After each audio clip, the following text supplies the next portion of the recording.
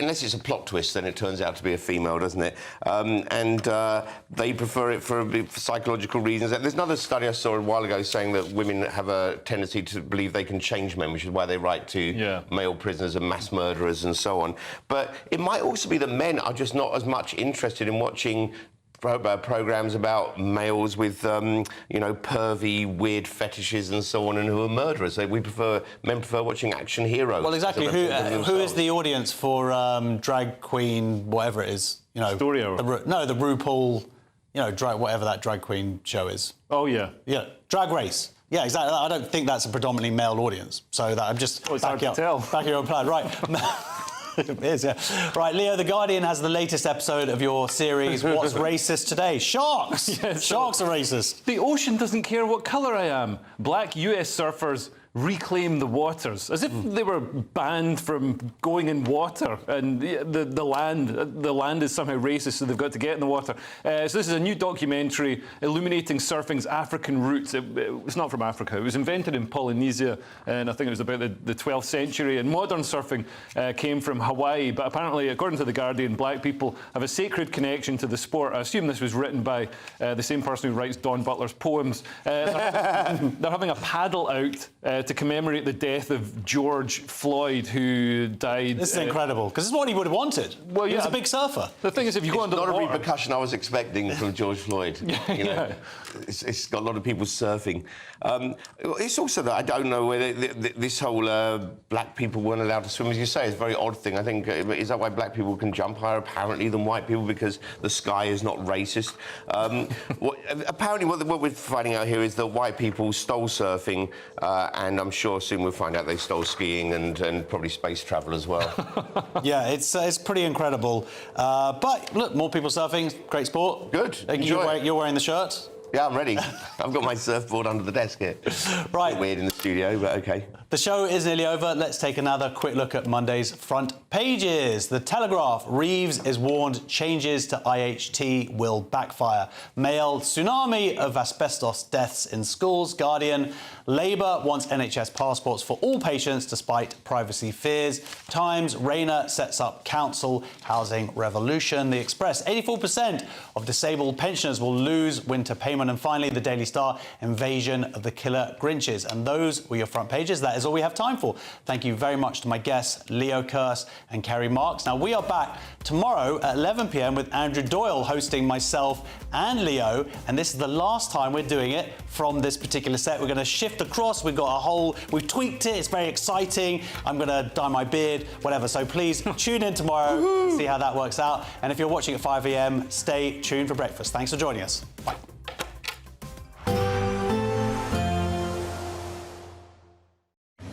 A nice bright morning will generate a lovely warm day, right through to the evening. Boxed Solar, sponsors of weather on GB News.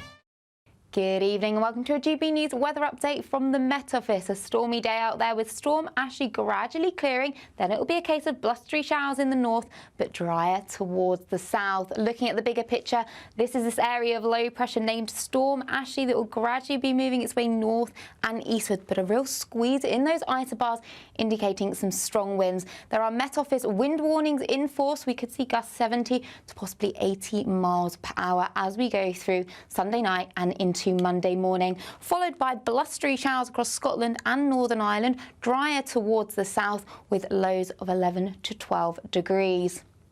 So as we start Monday morning, still some very strong winds, especially across northern parts of Scotland and then into Orkney and Shetland. Again, 60, possibly even 70 miles per hour here. Further towards the west, it's a case of blustery showers moving through with some sunny spells too, and showers across Northern Ireland. Towards northern England and into Wales, some dry weather to start the day, but cloudier conditions further the south and east that you go with some outbreaks of rain on a Monday morning. So as we go through Monday and into the afternoon, showers continuing to push through swiftly across Scotland and Northern Ireland. Drier conditions towards the south of that with some hazy sunshine across parts of Wales, southwest England, with the cloud really restricted towards the far southeast where we could see some outbreaks of rain too. Temperatures just a touch down but still around 16 degrees as the high. As we go through Tuesday morning, there will be some bright skies out there with lighter winds but also some showers around, and that continues into the afternoon. It's a case of sunny spells and scattered showers as well. Then as we look into Wednesday, a little bit drier before gradually turning a bit more unsettled Thursday and into Friday. Bye-bye. We can expect clear skies, leading to a light and warm day ahead. Lovely. Boxed Solar, sponsors of weather on GB News. Mark Dolan tonight is your weekend dose of news, debate and entertainment.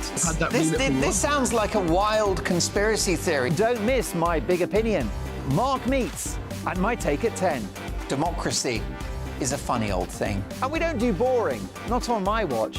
I just won't have it. Let's go and get another glass of that bubbly. You've earned it. That's Mark Dolan tonight, Saturday and Sunday, 9 to 11, only on GB News, the People's Channel, Britain's news channel. It's Patrick Christie's Tonight, and here we do things differently. It's explaining the absolute madness of this, doesn't it? It's explosive. I mean, this is very good. It's lively. 850. Your government sat there short and it did nothing. It's controversial. And the Middle East has been in turmoil since before I was born. It's everything you need to kickstart your evening. Everyone's had their Weetabix tonight. I love to see it. That's Patrick Christie's Tonight, weeknights from 9 p.m. Only on GB News, the People's Channel, Britain's news channel. Welcome to State of the Nation, daily plunge into the stories shaping our country. I'm Jacob Rees-Mogg, and Monday to Thursday we bring you the insights, the facts, the truth about how our country is being governed. Because what happens in Downing Street matters down your street. Tune in to State of the Nation every Monday to Thursday, 8 to 9 o'clock. Only on GB News, the People's Channel, Britain's news channel. We're proud to be GB News, the People's Channel. And as you know, we always love to hear your views. Now, there's a new way of getting in touch with us at gbnews.com/yoursay. By commenting, you can be part of a live conversation and join our GB News community. You can even talk to me, Bev Turner, or any of the members of the GB News family.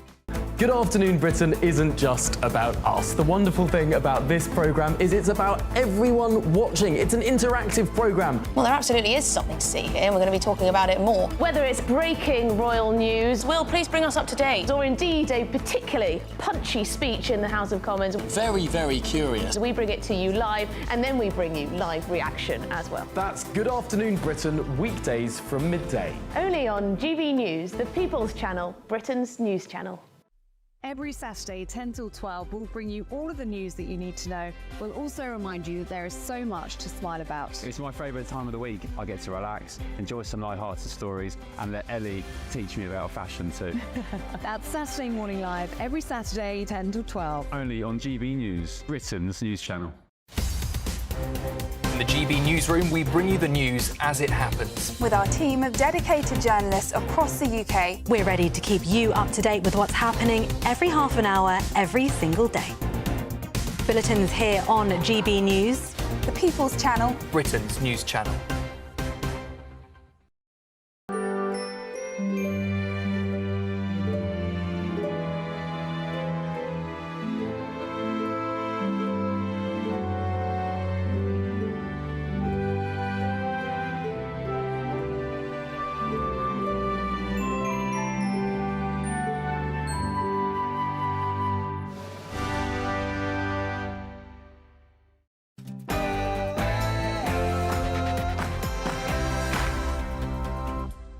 Morning to you on this Monday morning. A new dawn for the NHS? Yes, Labour refuses to rule out charging people who miss appointments as they launch their 10-year plan. But with the likes of patient passports on the cards, is this not a promise you've heard before? And there's more pressure on prisons, or could be at least, because ministers are considering releasing more inmates early in a bid to ease the overcrowding problem. Conservative leadership hopeful Robert Jenrick joins us live in the studio this morning. He'll be outlining his promise to crack down on grooming gangs. Let us know your views on that. And then down under, King Charles and Queen Camilla are still on their tour, but I'm afraid it's not without controversy because there was a very outspoken protest from one Indigenous politician. Give up against Dolan! This is not your land! This is not your land! You are not my kids! You are not our kids! Moldova's referendum on whether to commit to joining the EU hangs in the balance. Rumours rife of Russian voting interference. And then what about pothole panic? Experts are warning £16 billion is needed to fix our roads. Will the budget fix that? The AA says it's time to get tough with drivers under 21 by banning them from carrying fellow youngsters. This morning we ask whether it's time to crack down on young drivers. And in the sport today, Liverpool stay top of the Premier League after beating Chelsea. Manchester City get a last-gasp goal to beat winless Wolves. That's easy for me to say. Charles Leclerc wins the US Grand Prix for Ferrari. And after Sir Chris Hoy announces his terminal cancer diagnosis, tributes come in from everywhere. Hello, well, we've still got some very strong winds out there associated with Storm Ashley, but some drier conditions for some. I'll have all of the details coming up shortly. Yeah, the weather is pretty miserable out there. Yeah, 2 minutes past 6. A very good morning to you on this Monday morning. I'm Eamonn Holmes. And I'm Ann Diamond. And this is GB News Breakfast.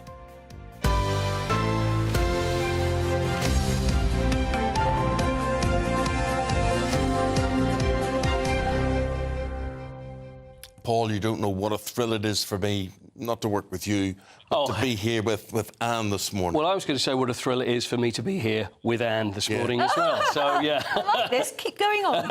Were you like me? Did you, like, when you were going out to school in the morning? Yes. Did you look and you say, one day I want to grow up and be like her? I had a mate called Michael Huggins, who absolutely adored you. He had the hots. He did, Anne, honestly.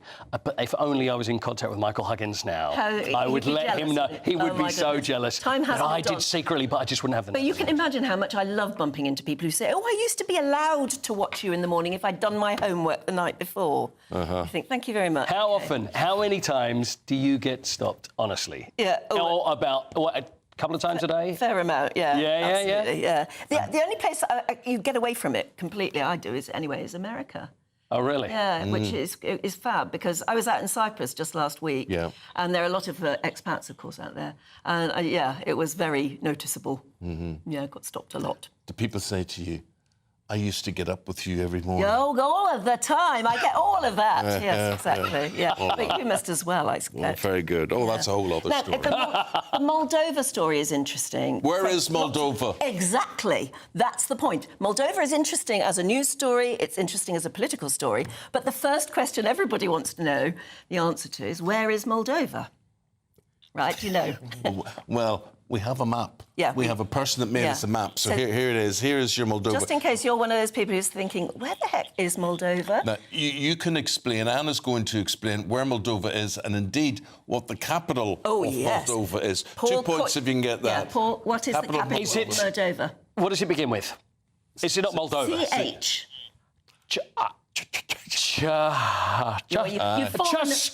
You've fallen at the first hurdle because it's not pronounced ch anything. It's Chisinau. I didn't know that. Chisinau. Chisinau or Chisinau? And there it is, the red dot. Now, Moldova is between, you've got Ukraine to its, if you're looking on the right, and Romania on the left. And actually, Moldova doesn't even touch the sea, although it's very near the Black Sea, as you can see. But that is where Moldova is. And its capital is Chisinau, even though it's spelt with a CH. But we'll be discussing Moldova because it is fascinating what's happening there at the moment too. Equally fascinating is why politicians think it's clever to do these stunts, like serving in McDonald's. Donald Trump. It's a good thing. Ex-President Donald Trump. It shows him he's a man of the people. Does it? Well, really? let's see what you think. Here he is. This is him doing his thing. He's at the French fry counter. Yeah. Yeah. And by a human hand. Nice and clean. Of course, my hands are nice and clean. This guy's a good instructor. I appreciate it. Wow, I'm going to give a really big one so that, look at that, they're just pouring out of it. How good is that, Margot? Here, Margot, have them. I have worked at McDonald. I've now worked for 15 minutes more than Kamala. Are you going to put this on your resume? I never worked here. Why would she lie about something like that? Will it be put on your resume? Worked at McDonald's. Why would she lie about that? Why? Because she's lying, Kamala. That's why. That she worked in a McDonald's, and he went to find evidence and can't find evidence of her being there. But now there's obvious so evidence far. of him. But he's been there. He's been there. I do like McDonald's fries. I like them more than alternative Things are available, outlets. Yeah. But there are better burgers, I think, to be had. Yes. But then I read that their fries you can keep their fries stored in a cupboard for 2 years or so, and they don't rot. That's a whole other question. On the subject of health, the Health Secretary, Wes Streeting, has said that he may consider fining you if you miss a doctor's appointment. Very interesting. Roughly 8 million appointments are missed every year, with the government hoping that this could save the NHS around £1 billion. Keir Starmer's launching the biggest ever public consultation on the future of the NHS today. Number 10 will look to create digital passports so NHS staff can access health records more easily. Yeah, which sort of gives you the heebie-jeebies a bit, because when government tries to go digital in any way at all, things happen, don't they? Anyway, joining us now, former Health Minister Lord James Bethell. It's lovely to see you. Good morning, Anne. Well, first of all, what do you think of the idea of going digital for a start? Well, digital is working well. I know some people struggle with it, but the app is used now by 35 million people really effectively. And the way in which you can now book your appointment and get your prescriptions done and see all your record is changing things for a lot of people. I wish it worked a bit better. I wish there was more that you could do with it. But this is the future of medicine. This is where we're going to go. You know, Jim, things that I have heard that they're proposing having physiotherapists and chiropodists and whatever based in a health centre where you would go and see your GP. This makes just great sense to me. That, you know, if you go and get something done, they say, go 2 doors down and see that expert, not go to a hospital that's 10 miles away and wait 6 weeks before you get an appointment. I know. Eamonn, it comes as a shock to the doctors, but people don't like going to hospital. They find them intimidating. A lot of them are out of town, awkward to get to. Expensive to park at. And full of infection. I mean, you're going to pick something up if you spend too long in a hospital, and that's just a fact of life. No, we should pivot towards neighbourhood clinical support.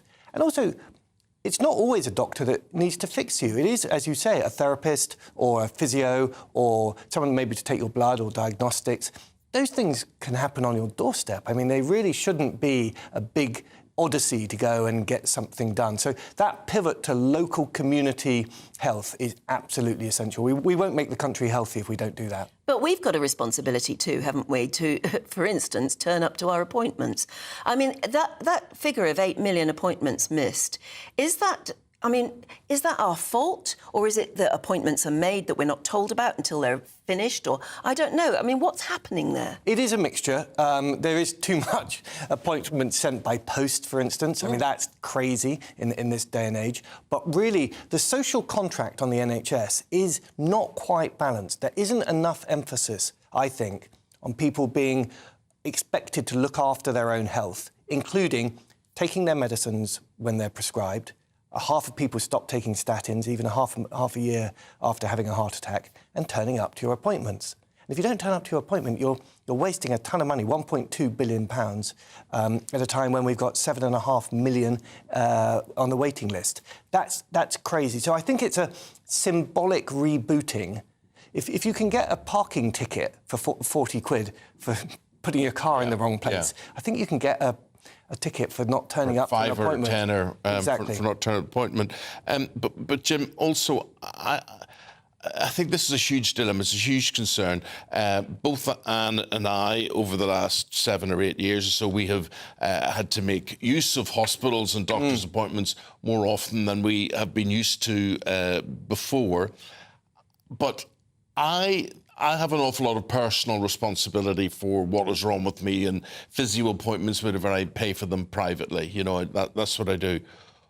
But do you not think that the NHS surely is expected to offer or be a cure-all for everything? There must be something where we say, right, we'll fix your broken leg, we'll fix, you know, your ear falling off or whatever it happens to be, but we're not doing a lot of other more minor things that I think should be people's responsibility themselves. I mean, it's a massive dilemma because you're right on the treatment. Sure, the NHS is definitely there for your broken leg, but a lot of disease can be prevented much, much earlier. And particularly when people are in a state of distress, if they've got a mental challenge, if they're obese, or if they're struggling with diabetes or with drinking too much, sometimes they do need a leg up. And for the country, we save ourselves a fortune if we intervene early instead of waiting for them to have 4 or 5 morbidities and dropping out of work. Now, you don't want to have a country where the NHS is responsible for handing out bags of carrots to everyone who needs a good meal.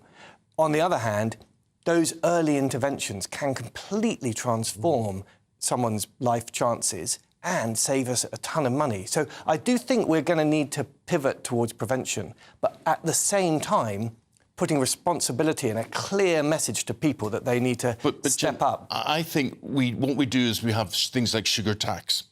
But when you look at, you know, products that are being made, processed foods and whatever, why are these allowed to be made in the first place? If they're bad for us, and I could name you 20 products, you know, that I would have every day, and you think, but this is killing me, this is bad for me, but it's there, it's convenient, it's what I've been used to and whatever. Why are they allowed to be sold? Why isn't government, and government is failing on this front, not intervening and saying, we're not just taxing the public on this one, we're stopping you guys making this? I agree 100%. And it's symbolised by the Food Standards Authority. It is very hard over on safety. So every waiter, waitress has to ask you, you know, do you have any allergies? And all the food is unbelievably rigorously and bureaucratically checked for safety, that it's not going to actually poison you. But in terms of nutritional content, there's no supervision by the FSA on that. In fact, we took those powers away from the FSA, which is completely the wrong mindset. And therefore, we have this food. Half the food that we eat as Britons is not cooked by ourselves. So we don't really know what's in it. And quite often, it's crammed with fats and sugars that create this very addictive combination that, you know, is really tricky to give up once you get into that loop. That's madness. We need to reboot and think again about our How food. do you reboot without becoming a nanny state? Well, I think that if you ask parents and if you ask families what they want support from the government to be able to create a safe food environment so that their children end up well, and, you know, a third of children are either fat or overweight, that their parents are going to have a successful older age, that are not going to be dragged down by the kind of dementia that comes out of obesity. That they want support. I don't think they're thinking that this is a nanny state problem. They're thinking it's a state stepping up to its responsibilities problem. I agree with what he's saying there. I had pizza yesterday. Yeah. And I swear to God, it was like eating a bucket of salt. Yeah. And I'm thinking, but this is dough and this is, you know, why is this so salty? The salt taste was horrendous on it. It was a takeaway. And I just think that there are things that are killing us. I mean, you go on. What do we have on there? What's that? Instagram, Instagram or whatever, and you get these films on whether it's French fries or whatever, and the French fries fine, but they're not made of potato. And they've got this added and they've that added. The French fries, I don't want to name what company or whatever we're talking about here, but they're not potatoes. Most fast food outlets aren't serving you potatoes. Yeah, I know, it's a difficult one. You're going to come back, which is great. You're going to come back after it, so we want people to put questions to you. In one number, what chance do you give West Streeting of actually doing anything really meaningful with the NHS in the next 5 years? That's such a good question. I don't know. I am really hopeful that he's going to see through everything he says he's going to do.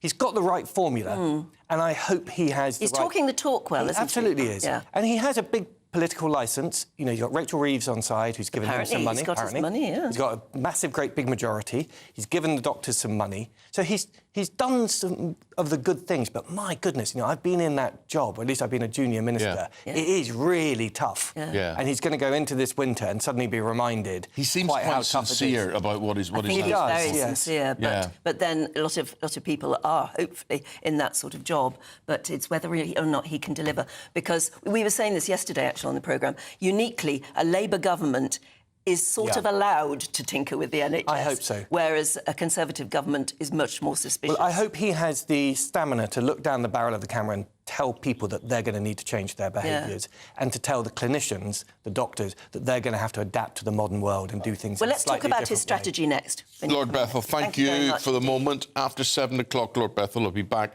Anything you want to put to him about what the Conservatives did, what way they failed, or did they fail? Did they have it right? What you would do with the NHS, get in touch, have your say. And how would you feel if you were fined when you didn't turn up for your appointment?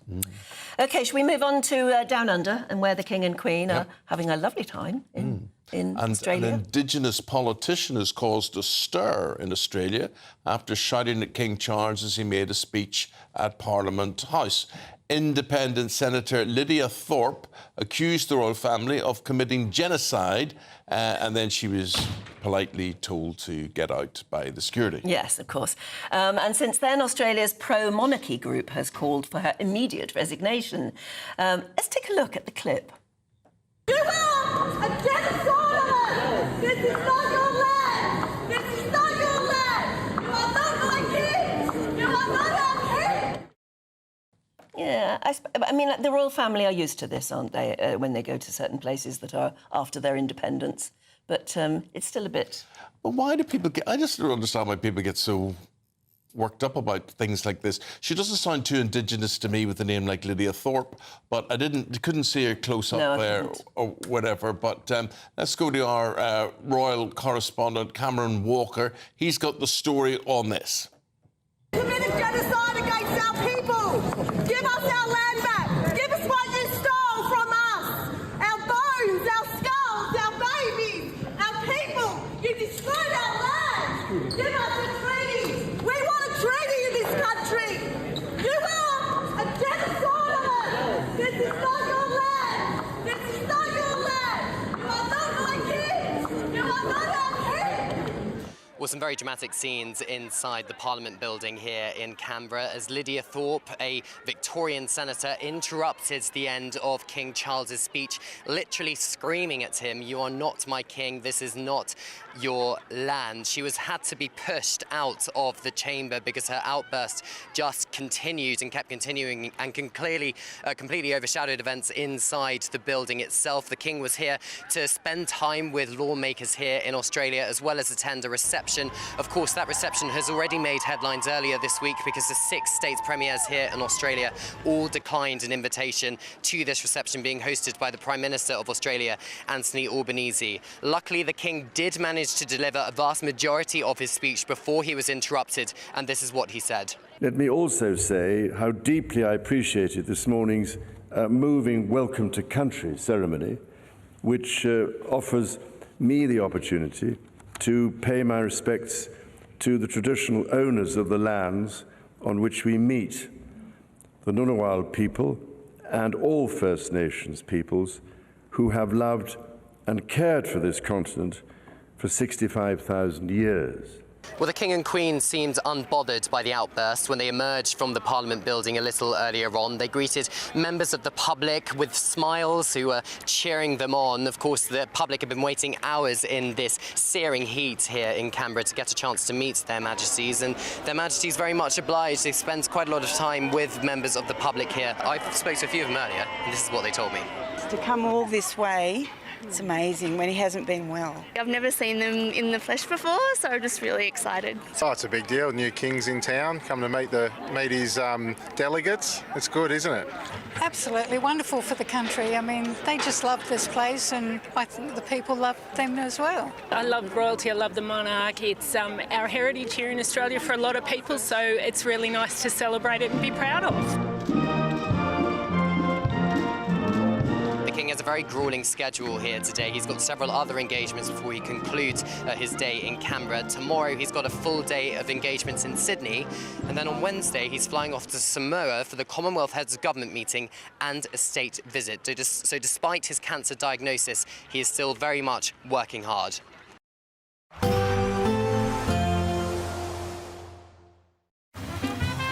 Despite the morning rain, it'll be a nice, warm, cosy day ahead. Boxed heat pumps, sponsors of weather on GB News. Good morning and welcome to your GB News weather update from the Met Office. After a very wet and windy day on Sunday, Storm Ashley will gradually clear, leaving blustery showers in the north and drier towards the south. We still do have a wind warning in force across northern parts of Scotland, so still some windy conditions here with blustery showers moving across Scotland and Northern Ireland. Towards the south of that, largely dry with some hazy sunshine, cloudiest further towards the southeast with some patchy outbreaks of rain. But generally lighter winds here. We could see temperatures up to 15 or 16 degrees, a touchdown on what we saw on Sunday, towards north 11 or 12. So as we go through Monday evening, it's a case of showers still pushing through on that brisk wind across parts of Scotland. So many places seeing some showers during a rush hour. Those showers continuing across parts of Northern Ireland as well, but across northern parts of England, some early evening sunshine mixed in with a few showers here. These continuing across parts of Wales as well, but across the southeast, a largely dry end to Monday with some clear spells as we go into the night. So as we go through Monday night, again, showers continuing across Scotland, but moving their way southwards, affecting parts of Wales and northern England as we go through the early hours of Tuesday. Clearer skies now developing towards the far southeast to start Tuesday morning. Might be a little bit chillier out there as well underneath the clear skies, temperatures dropping into the high single figures. But that does mean a bright start, especially across the southeast of England and across parts of Scotland as well. But it will be a case of sunny spells, but a few showers around as we go through into Tuesday and into the afternoon. Otherwise, there will be lighter winds out there through Tuesday compared to what we've had on recent days, with highs 11 or 12, but 16 in the south. Bye-bye. A chilly start will give way to a lovely, warm afternoon. Boxed heat pumps, sponsors of weather on GB News. Welcome to State of the Nation, daily plunge into the stories shaping our country. I'm Jacob Rees-Mogg, and Monday to Thursday we bring you the insights, the facts, the truth about how our country is being governed. Because what happens in Downing Street matters down your street. Tune in to State of the Nation every Monday to Thursday, 8 to 9 o'clock. Only on GB News, the People's Channel, Britain's news channel.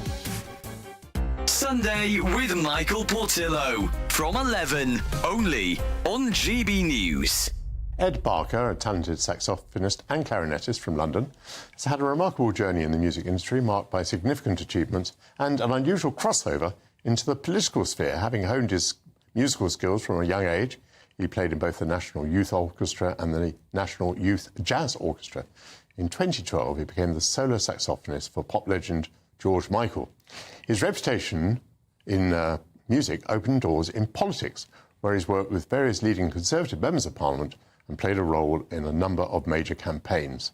To tell us more about the harmonious relationship between music and politics, I'm delighted to be joined by Ed Barker. This is quite puzzling, actually. How did a reputation in music get you into politics? It's a good question. It's probably a question I'm still wrestling with at the age of 40. How's it happened? But somehow I've managed to do both, and I still enjoy doing them both at a high level. I think it's a simple thing of, when you're in politics, you're known as the saxophone guy, and when you're in the saxophone music industry world, you're known as the weird conservative political guy.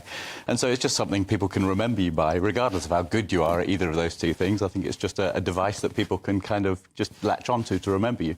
But it's the word weird, because I imagine that most people in the music industry are probably somewhat to the left, yeah. Certainly all the ones that I've met are. I mean, I can't imagine you and George Michael discussing Tory politics with approval, or maybe I'm wrong about that. No, I don't tend to talk politics with people kind of when I'm not in politics somehow. And whenever there are political disagreements, you know, people kind of, I think GB News actually gets closest to kind of embodying this spirit. People are very kind of up for learning from each other's kind of experiences and views and not biting each other's heads off. GB News, the People's Channel. It's Patrick Christie's Tonight, and here we do things differently. It's explaining the absolute madness of this, doesn't it? It's explosive. I mean, this is very good. It's lively. 850. Your government sat there, Sean, and it did nothing. It's controversial. And the Middle East has been in turmoil since before I was born. It's everything you need to kickstart your evening. Everyone's had their Weetabix tonight. I love to see it. That's Patrick Christie's Tonight, weeknights from 9 p.m. Only on GB News, the People's Channel, Britain's news channel.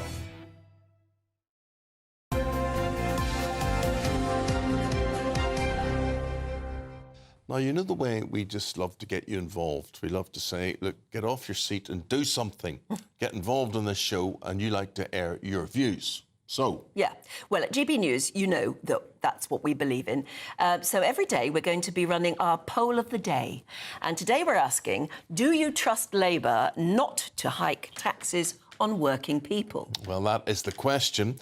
The answer, we'll be bringing you that, the live results throughout the day, so make sure you stay tuned for that. Final result announced later on Martin Dobney's show. So for all our latest polls, news and how to vote, just go to gbnews.com/poll. Easy enough. OK.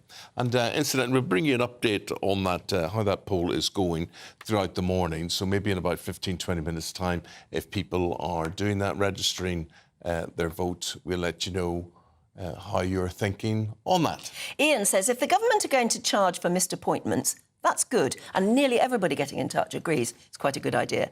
And then he says, more than that, what about charging for time wasting at A&E? Charge those who treat GPs like a drop-in service, and charge for lifestyle choice treatments like IVF. Now, there's the controversial bit.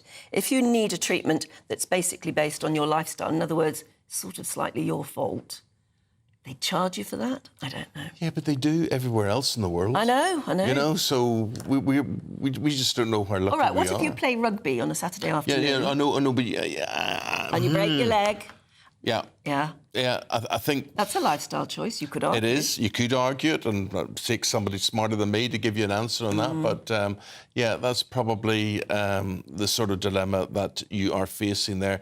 But there are lots of things. I mean, it's like, you know, if you turn up sloshed on a Thursday, Friday, Saturday, Sunday night at A&E and you're there because you're drunk and you've fallen and hit your head, I think you should hand over your credit card before you're treated. Then you're treated, and then someone can decide whether that was your fault, not your fault, whether you deserve your money back or not. I think the doctors would say it's not our job to decide fault. We are here to treat. No, but I'm not saying they should. I'm saying you get there and you hand your card or your details over, somebody wipes it, gives it back to you, then 2 weeks down the road, someone else decides, and that is not a doctor, maybe for that, but nothing will change. Doesn't matter. It won't change. All this forever. But that's why I'm interested, particularly to ask Lord Bethell when he's back on, what sort of chance? Wes Streeting, who really does talk a very good talk, I think, on the NHS, and as you say, I mean, he gives you the impression that he really is sincere about this and determined. But what chance has he really got of reforming the NHS? OK. So it's time now for the Great British Giveaway. The clock is ticking on getting your entry in because... Lines are closing on Friday, so make sure you don't miss out. Here is how to win 36 grand in tax-free cash. This is the final week to grab your chance to win £36,000 cash in the Great British Giveaway. And you really could be next. Hi, I'm Angela from Wigan and I won £30,000. Winning the money enabled me to treat my children, which I've not been able to do for a while. And if I can win, anyone can win. For another chance to win £36,000 in tax-free cash, text cash to 63232. One entry costs £2 plus one standard network rate message, or text bonus to 63232. 5 entries cost £5 plus one standard network rate message. You can enter online online at gbnews.com/win. Entries start from just £2 or post your name and number to GB08 PO Box 8690 Derby DE1 9TT. UK only. Entrance must be 18 or over. Lines close 5 p.m. this Friday. Please check the closing time if listening or watching on demand. Good luck. Well, when I said, here's how to win it, here's how to have a chance winning it. Right. Just to be precise. Yeah. OK, do stick with us, because still to come, Paul Coit will be here with all your sport. Well, a chance for you to hear all the sport anyway. Next.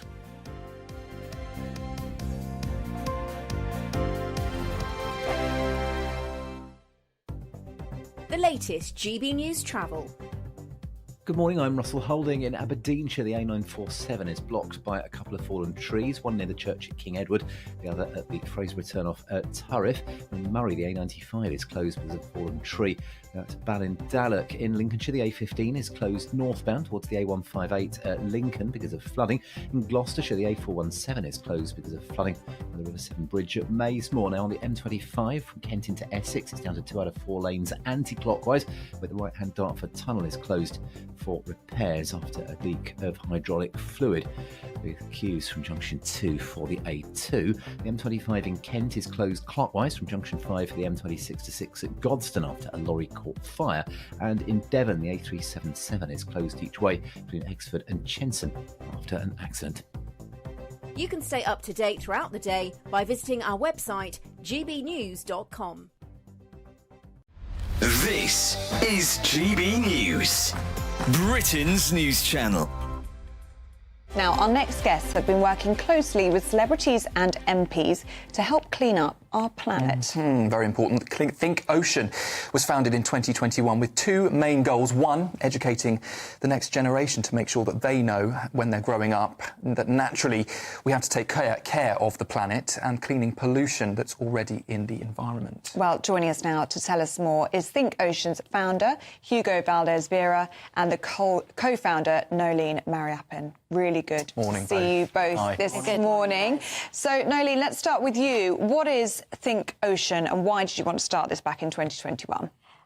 Yes, so Hugo had actually been working on the environment and climate action for quite a long time. When he moved to the UK, he realised that there was a growing problem with plastic pollution and that more needed to be done because people weren't actually seeing the link between plastic, the impact on the environment and climate change. So he founded the organisation and I joined him with 3 goals, really. Education, looking at technology to scale solutions, and looking at how we develop more circular economy programmes. So actually looking at reusing, recycling, actually creating local economies from what people would consider waste. Hugo, just how bad is plastic pollution around the world, and especially here in the UK? Well, it is bad, but we don't know the extent of how bad it is. You know, this is not much interest from the bigger players or, some government for us to know every detail of the pollution. So if we know that is from 1 to 10 is 2, probably it's about 6. Oh. GB News, the People's Channel.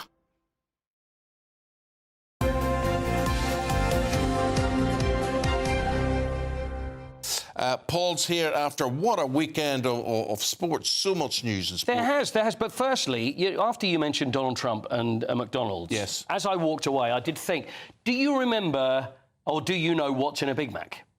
Do you remember the ad that used to be on TV?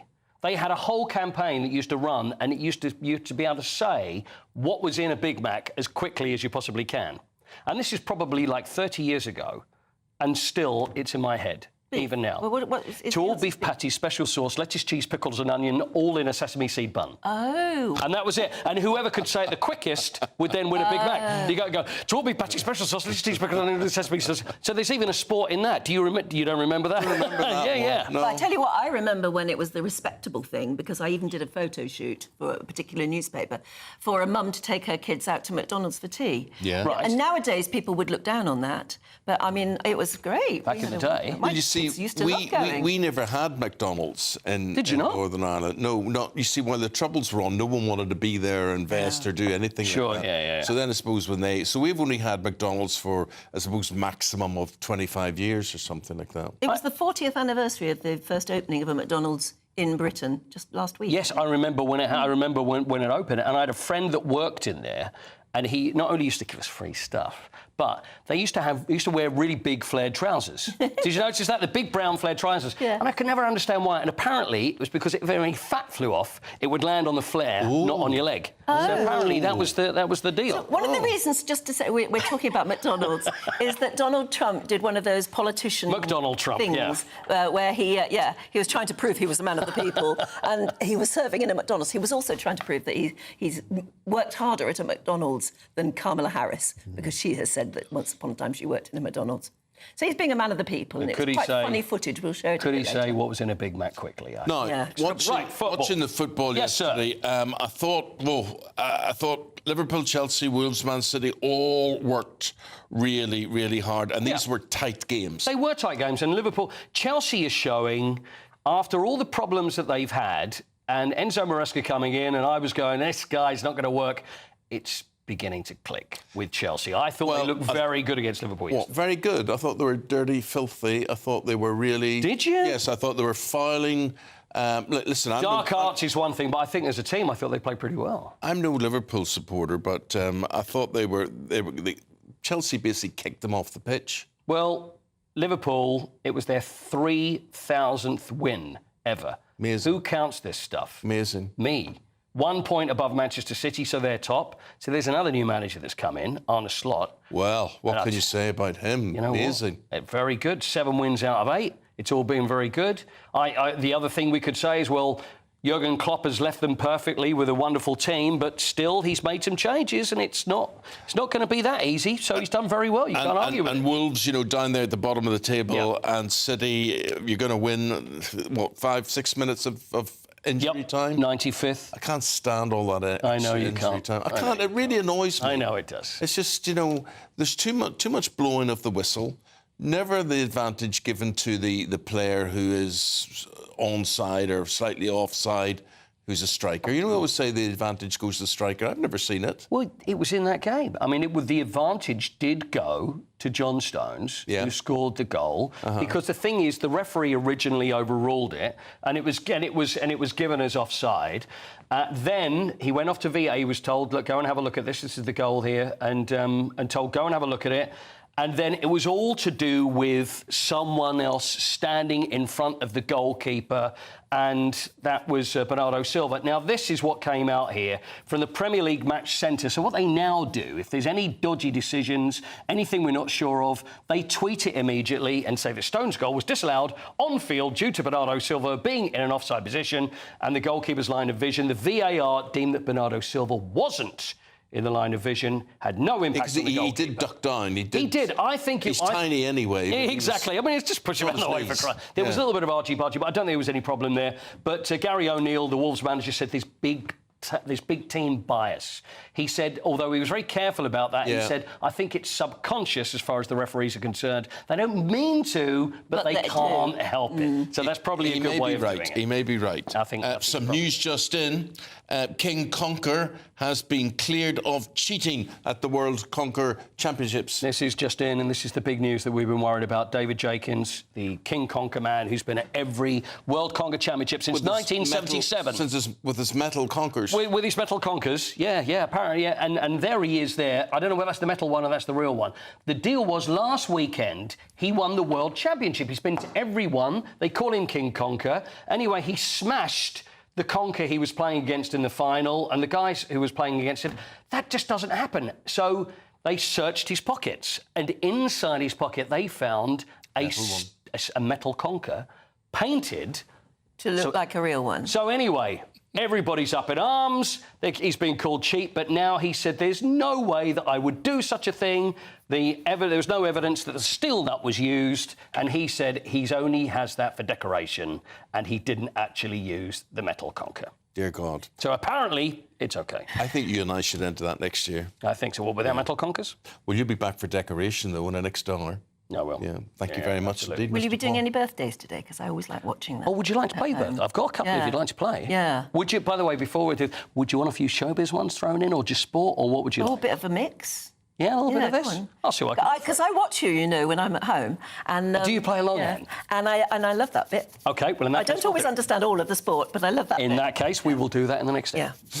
Yeah. Hopefully you'll understand everything that Dawn Neeson and Chris Akabusi have to say with the stories that are making the news right after this.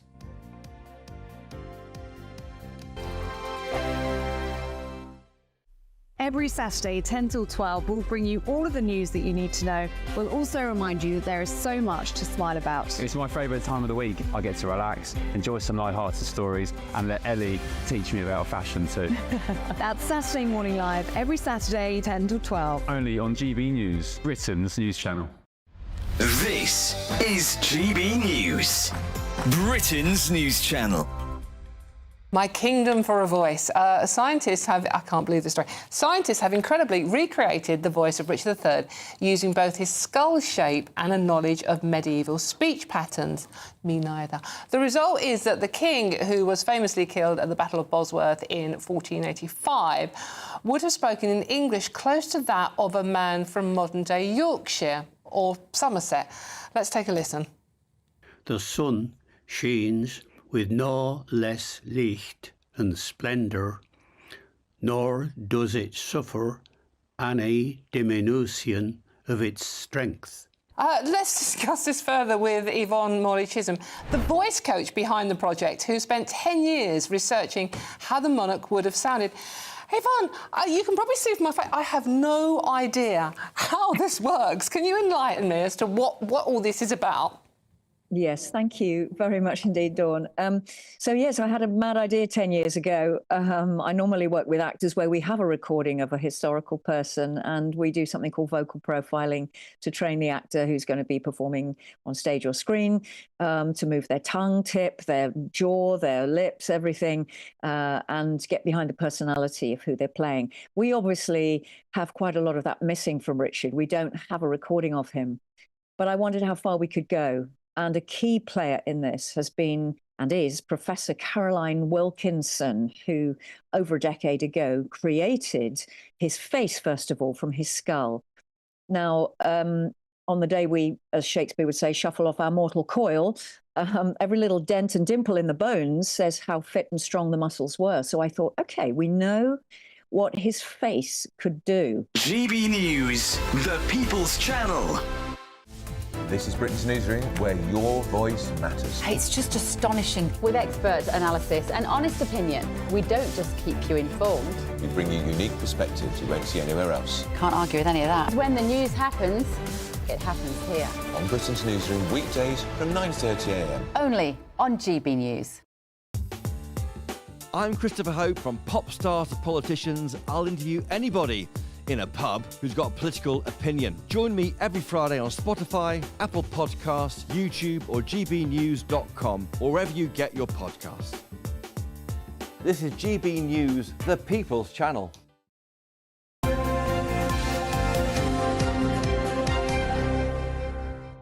We've got Chris and we've got Dawn here, and they're looking through these newspapers, which in here are the front pages. So here we've got the front page of The Guardian. Labour wants NHS passports for patients despite privacy fears. Daily Mail warns of a tsunami of asbestos deaths in Britain's schools. The Daily Mirror, King Charles has shared a heartfelt message to Pride of Britain winners ahead of the 25th anniversary of the awards. Yeah, that's their awards, isn't it? So, yeah, it's their awards. Yeah. That's why it's front page. The Times leads with the council housing revolution. Angela Rayner hoping to double investment thanks to a boost that she believes is coming in the budget. But what else is coming in the budget? We don't know yet. Nearly anything. Meanwhile, the Telegraph there reports Rachel Reeves' plans for an inheritance tax raid. But apparently it won't raise money, but instead increase costs for bereaved families. Well, I have to say that is a thing, inheritance tax. I always look at something like that and I think it doesn't matter what it raises, it's immoral. It's like it's money that you've earned. It's already been taxed. It's already been taxed. and taken at a time, as the paper says there, a time of great bereavement for people, and you go and say, yeah, and incidentally, just while you're crying there, we're going to steal your money as well. So, Dawn, what about Rachel Reeves and what she's got planned for this budget?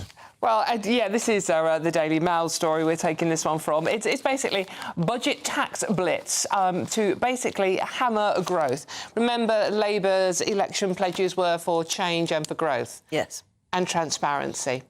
Not quite sure their definition of those words is the same as mine.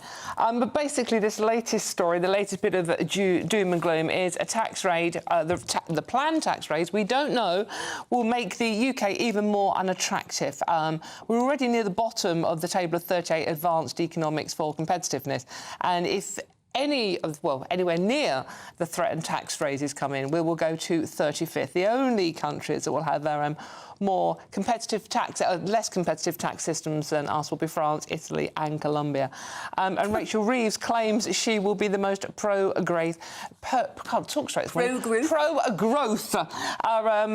chancellor in history. I'm just not getting it. I mean, with national insurance, fuel duty, freezing income tax level, passenger duty, inheritance tax, value-added tax, go on. National insurance. I mean, your point is, and Chris, this is what gets me. It's as if when we talk about tax, we're thinking about income tax, and that's the main tax everybody's talking about. We're taxed up to our ears everywhere you look, everywhere. Yeah, death and taxes are the two perennials. I don't envy her and her job. I'm certainly not pro Ms Reeves, but I don't envy her and her job. You know, if there is this £22 billion black hole, if they have got to raise taxes, revenue, I don't know where they go. Well, I do. I could go to the Treasury tomorrow and say, stuff that, we're not spending that, we're not doing that. Okay. What we do need is social housing, which is Angela Rayner's area. Things that are absolutely important and vital, and there are loads of things that are not important nor vital.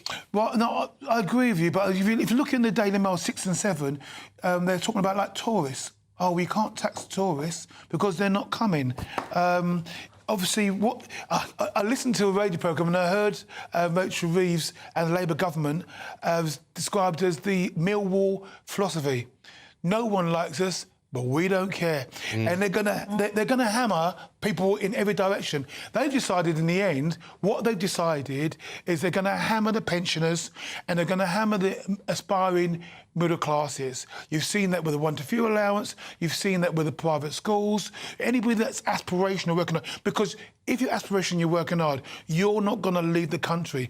They're not going to hammer the multinational organisations because they will flee the country. They're not going to hammer the multimillionaires because they'll flee the country. They're not going to do anything against the unions because they're in their back pocket. So, you know, they got special interest groups and vested interests that they are protecting, and what they're saying is aspiring middle class, I'm assuming people around this table and the like, who've worked hard all their life. I've been working hard since I was 16.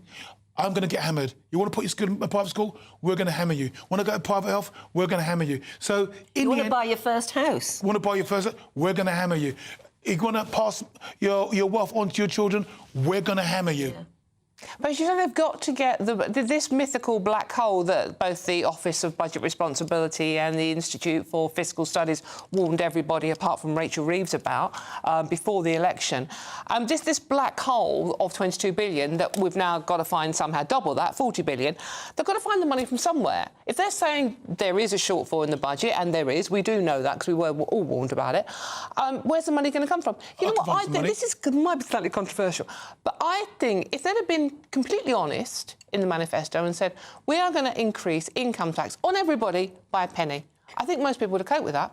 Most people thought, OK, that's fair. And do you know what? What a simple way to reorganise tax. I mean, the problem is, I mean, I fell foul of something called IR35. Oh, yes. Where I am a complete freelance and have been all my life, except they go, do you know the way we agreed with you? We said, yes, you're freelance. Well, actually, we're looking back. We want 10 years back tax and national insurance from you. Money that you've already spent. That's awful. And that is, our tax system is so complicated.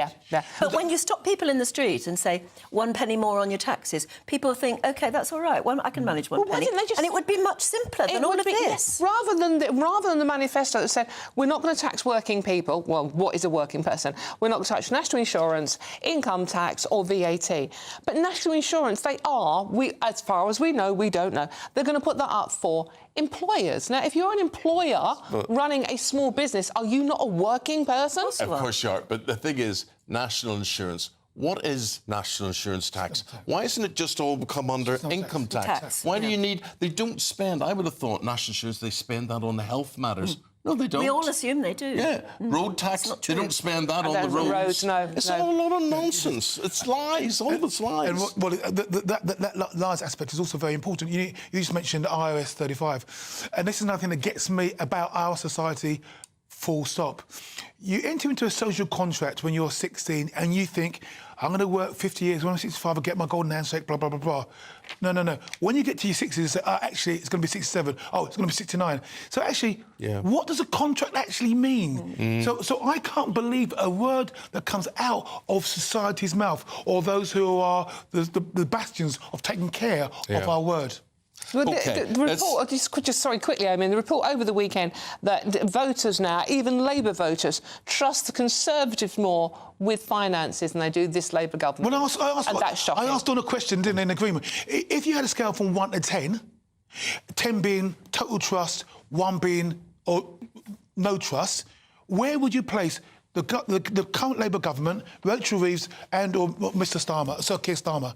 I mean, they'd be well below 5 for me. Well below 5. But it's as you said at the very beginning. They know they've got 5 years. They know they've got a massive majority. Correct. And they know they can get away with offending us all. Yeah. Exactly. Well, there's nothing that we can do, is there? I want to talk about Chris Hoy, the cyclist, and he's saying he's got terminal cancer. And I want to talk about this story for a couple of reasons. One, because my lovely friend beside me here has really done well in her battle against this awful C word. And you're a year clear? Yes, I'm a year clear, which is great. I mean, the doctors never like using the word clear at all. No. You're lucky if you hear it from them 5 years clear.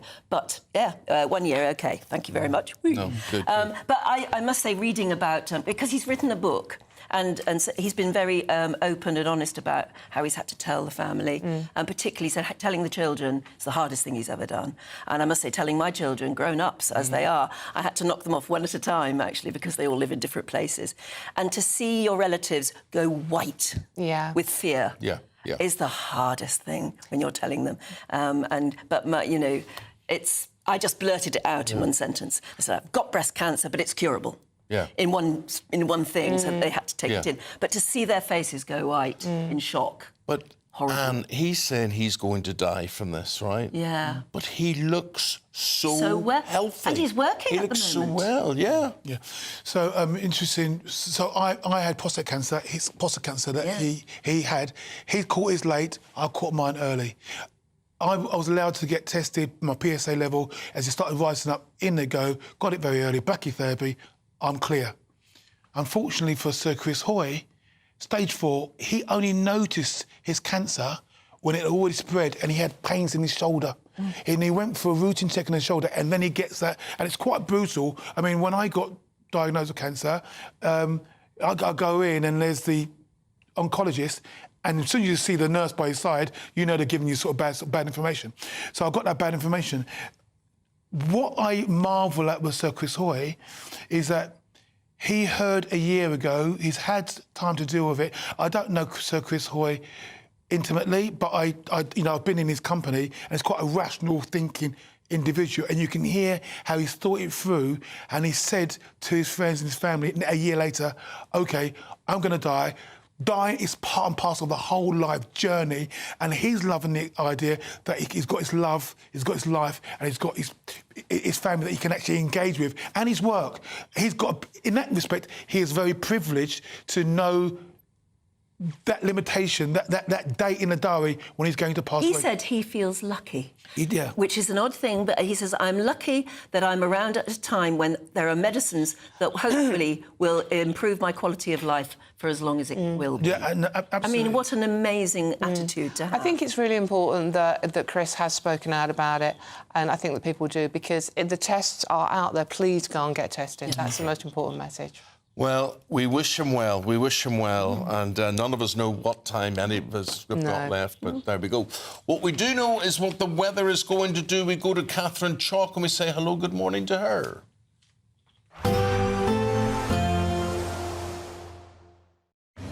A nice bright morning will generate a lovely warm day, right through to the evening. Boxed Solar, sponsors of weather on GB News. Good morning and welcome to your GB News weather update from the Met Office. After a very wet and windy day on Sunday, Storm Ashley will gradually clear, leaving blustery showers in the north and drier towards the south.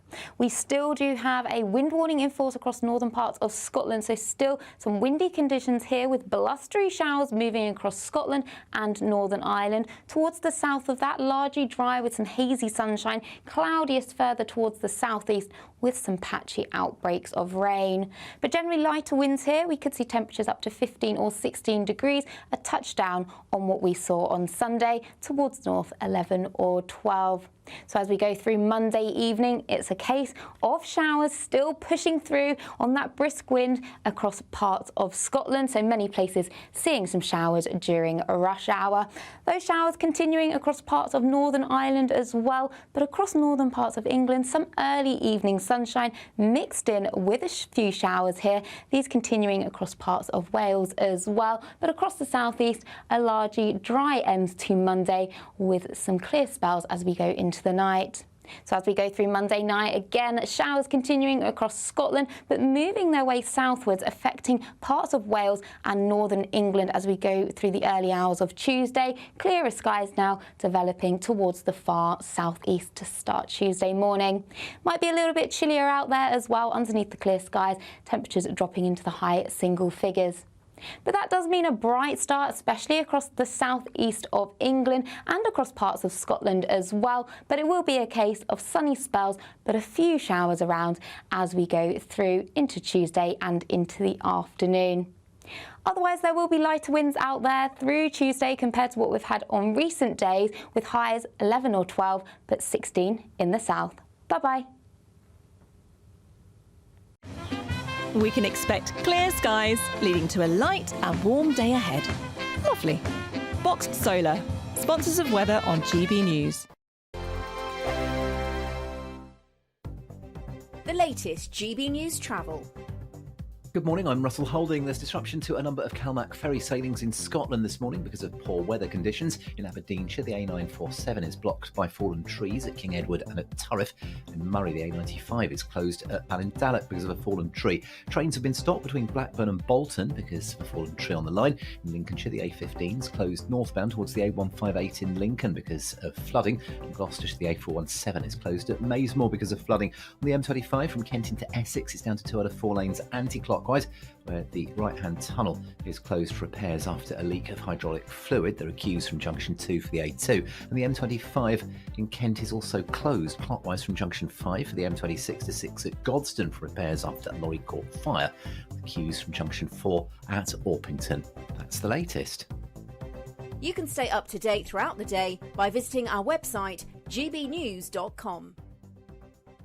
This is the final week to grab your chance to win a whopping £36,000 cash in the Great British Giveaway. That's like having £3,000 each month for an entire year. Extra cash in your bank account that you can do whatever you like with. Make sure you don't miss out. Get your entry in now. Just one entry could make you the winner. For another chance to win £36,000 in tax-free cash, text cash to 63232. One entry costs £2 plus one standard network rate message, or text bonus to 63232. 5 entries cost £5 plus one standard network rate message. You can enter online at gbnews.com/win. Entries start from just £2, or post your name and number to GB08 PO Box 8690, Derby DE1 9TT. UK only. Entrance must be 18 or over. Lines close 5 p.m. this Friday. Please check the closing time if listening or watching on demand. Good luck. In the GB Newsroom, we bring you the news as it happens. With our team of dedicated journalists across the UK, we're ready to keep you up to date with what's happening every half an hour, every single day. Bulletins here on GB News, the People's Channel, Britain's news channel. If you want your news to be straight talking... This is a nightmare for the Conservatives again. Down to earth. It's not just Nottingham where this is happening, is it? And most importantly, honest. Hard-working, middle-class taxpayers, they'll get their book thrown at them. Then catch me, Martin Daubney, Monday to Friday, 3 till 6 p.m. on GB News, Britain's news channel. Join me, Nana Akwe, for an informative, interactive news programme with a difference. It's fun. No, he didn't say that, Dave. I'm so surprised. I think there's an element of truth to that. Join me from 3 p.m. every weekend, only on GB News, Britain's news channel.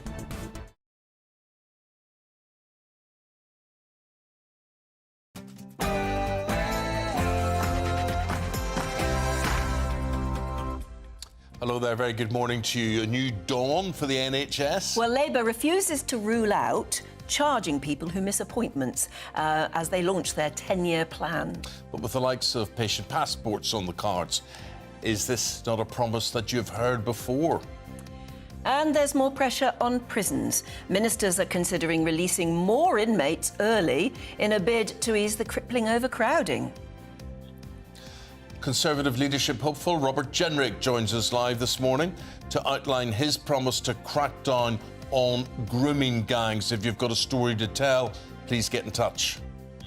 Meanwhile, King Charles and Queen Camilla tour down under, but it's not without controversy as an Indigenous politician creates headlines. Give up against Solomon! This is not your land! This is not your land! You are not my king! You are not our king!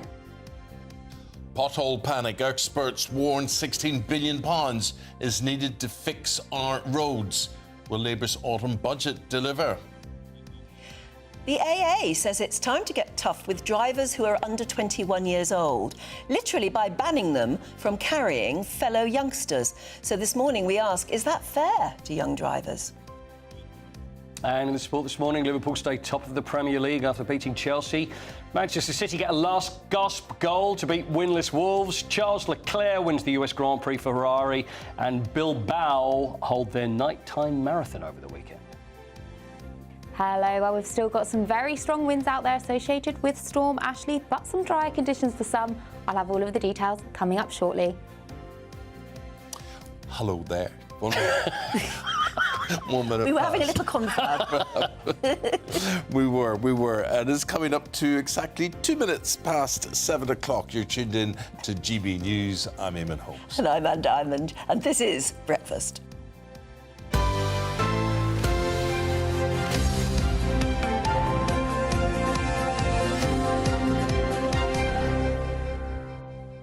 One of the things we were just talking about there, day after day, doom and gloom on the news front.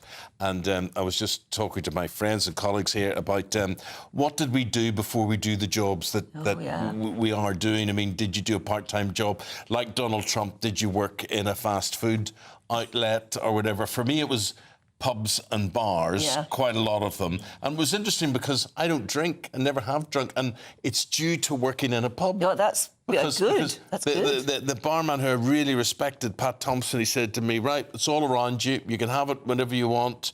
He said, but I've seen it, the ruination of many's a good barman. You do what you want.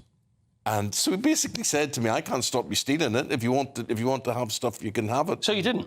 So I never touched it. My granddad was a publican in Glasgow. Yeah. And in fact, the pub was called the Diamond Bars. Oh. Yeah. And but he drank all the profits. Oh, yeah. I mean, and he wouldn't have been alone there. It's not very good being a publican if you drink, really, because it's just too there. I mean, you were admitting a minute or two ago that if you'd had a job in a McDonald's, if there'd been McDonald's at the time, you'd have eaten the profits. Yes, that would have been true. I think working in a pub gave me a sore back, though. Is that what it was? It was down to the... Yeah, you used to have to... Well, the kegs of beer. You had to carry the kegs in and things, and the crates of stuff like that. But you were on your feet all night, you know, from 7 o'clock till midnight or so, you know, serving up pints and things. And, I mean, anybody who works in a shop or a pub or whatever, it's hard graft. I got fired from... My first job was working in a sports shop, and I'm still angry about this now. This is about 30 years ago. And what they used to do is they used to give points, 0 to 10. If you sold anything between 0 and £10, you'd get 1 point. If it was 10 to 20, you'd get 2 points. So they used to sell really expensive ski jackets. So all the people used to stand around the ski jackets because they'd hope they'd win the extra pound at the end of the day. Right. So after an entire 8-hour day in the shop, they went through all the list and they said, right, so you got this. Paul, you have 1 point. You sold 1 squash ball. You were chatting all the way through the day. You sold 1 squash ball. But the thing is, we're going to have to take the point off because they returned the squash ball at the end of the day. So I ended up with 0 points. So they realised they could get on quite fine without me. And I'm still angry. They're not laughing now because that chatting, which they thought was a detriment to you, has launched, given you a career. I know. Who would have thought? And you know what? And they can... They do with a squash ball. Actually, that's reminded me of another story I read today. Is what inspires you to do what you're doing? Maybe, you know, working in a sports shop inspired you towards sport. Chris Hoy says in this book that what inspired him to take up cycling was watching the cyclists in E.T. Really? Yeah. Because he started BMX, didn't he? It was BMX he started with. It was a huge BMX thing. Yeah. And that's what inspired me. He watched the movie and thought, that's for me. It was either a spaceman or a cyclist, and he decided to be a cyclist. Well, it worked fine. Cycle over the moon. There we go. Yeah. The Health Secretary, Wes Streeting, has said that he may consider fining you if you miss a doctor's appointment. Yeah, what do you think of that? A lot of people approve, actually. Roughly 8 million appointments are missed every year, with the government hoping that doing something about it could actually save the NHS around £1 billion. Sir Keir Starmer's launching the biggest ever public consultation on the future of the NHS today.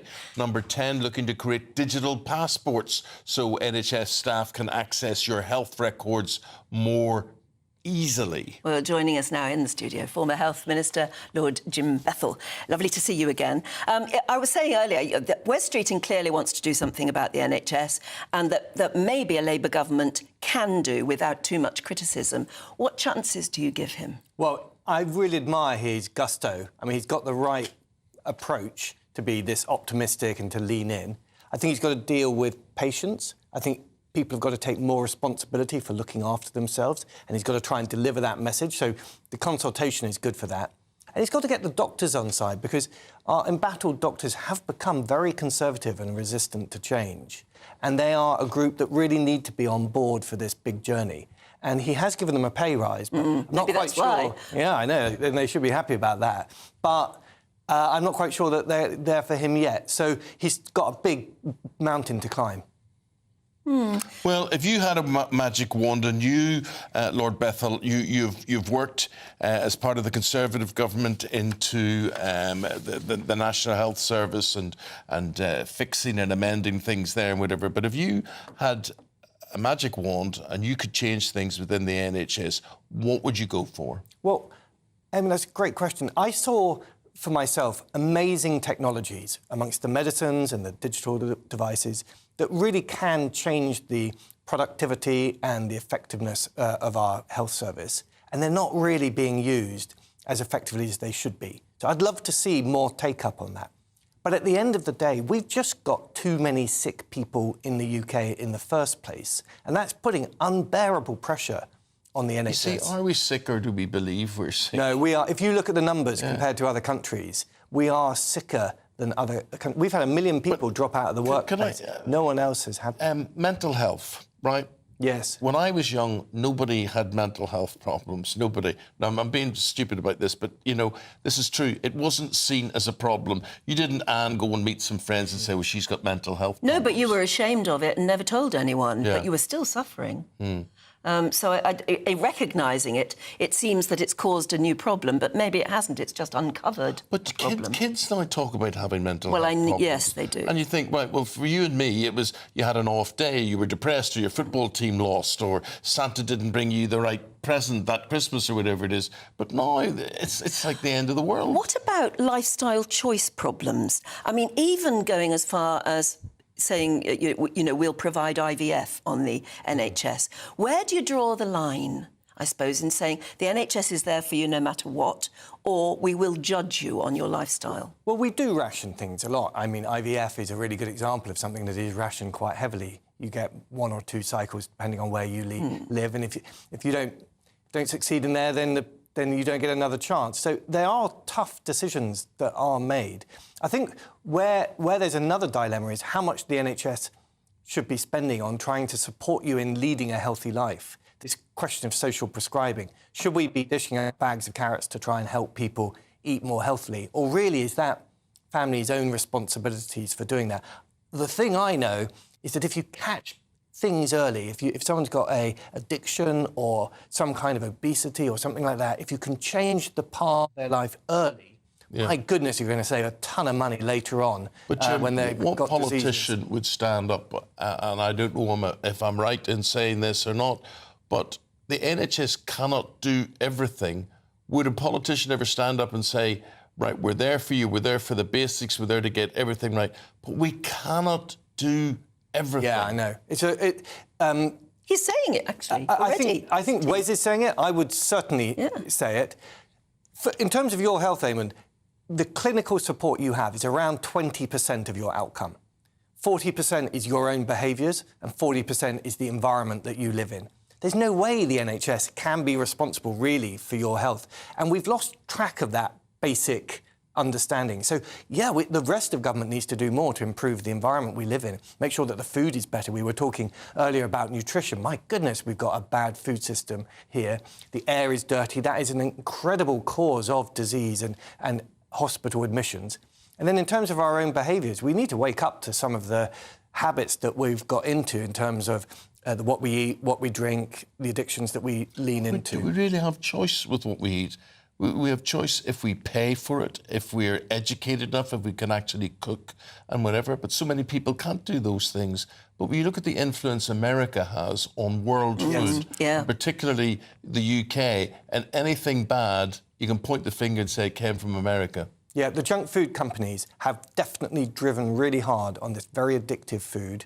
They've cornered the market. So when you go into the shop, particularly if you don't have a ton of Waitrose near you, you're only presented with frozen pizzas and Doritos.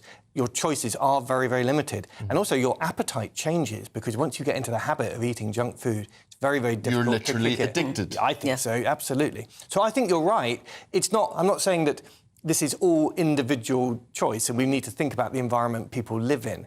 But for politicians, they do need to level with the British population and say that you've got responsibility in terms of the activity that you play. The amount of activity Brits do is far, far too low. We should be really addressing that. The way in which children are educated about things like cooking and in terms of looking after themselves.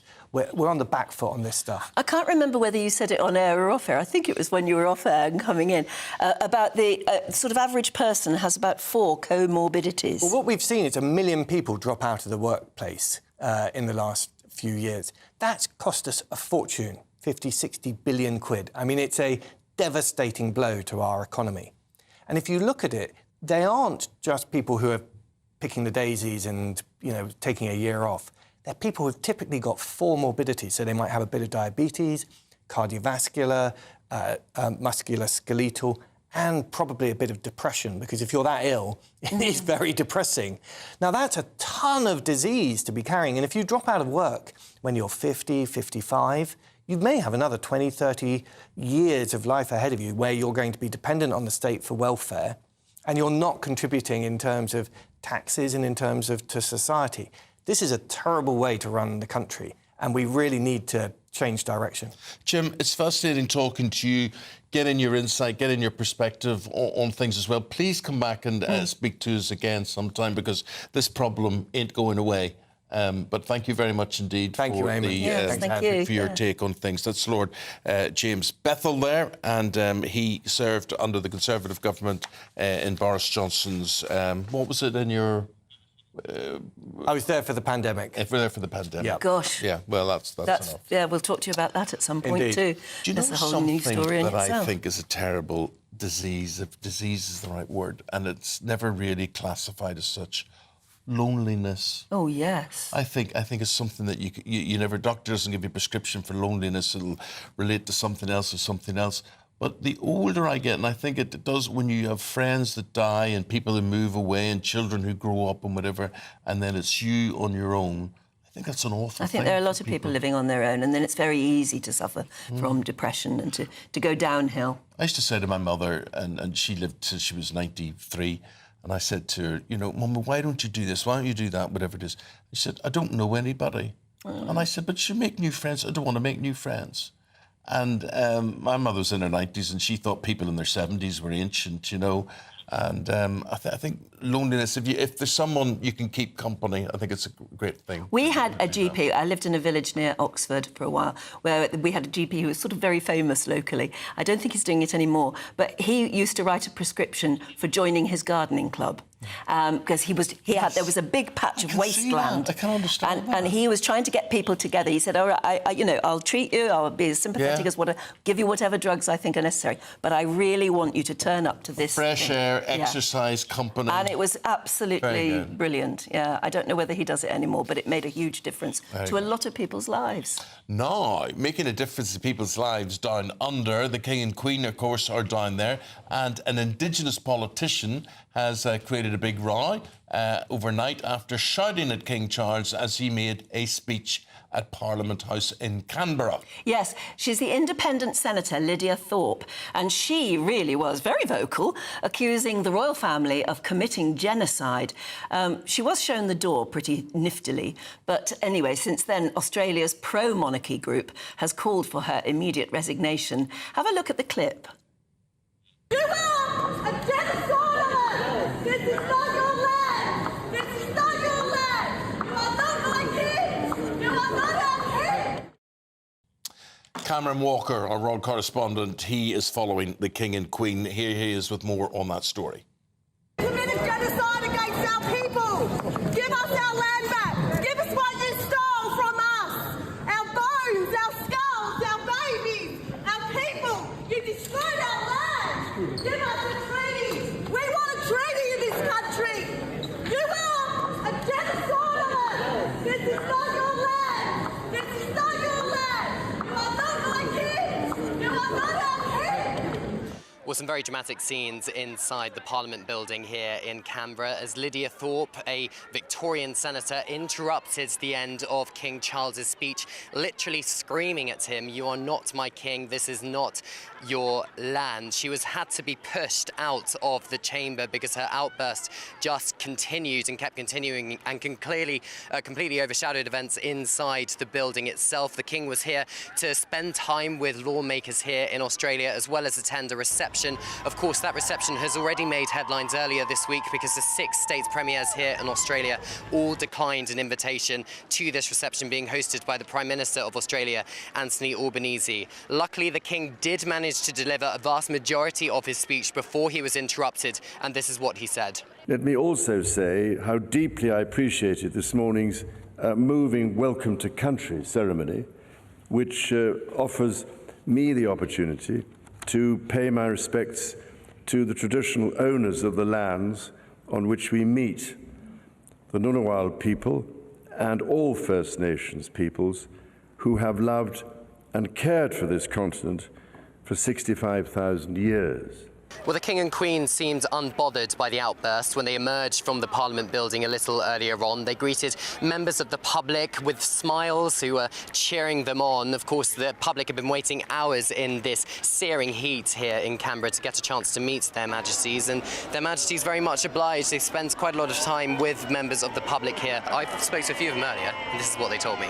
To come all this way It's amazing when he hasn't been well. I've never seen them in the flesh before, so I'm just really excited. Oh, it's a big deal. New king's in town, come to meet his delegates. It's good, isn't it? Absolutely wonderful for the country. I mean, they just love this place, and I think the people love them as well. I love royalty, I love the monarch. It's our heritage here in Australia for a lot of people, so it's really nice to celebrate it and be proud of.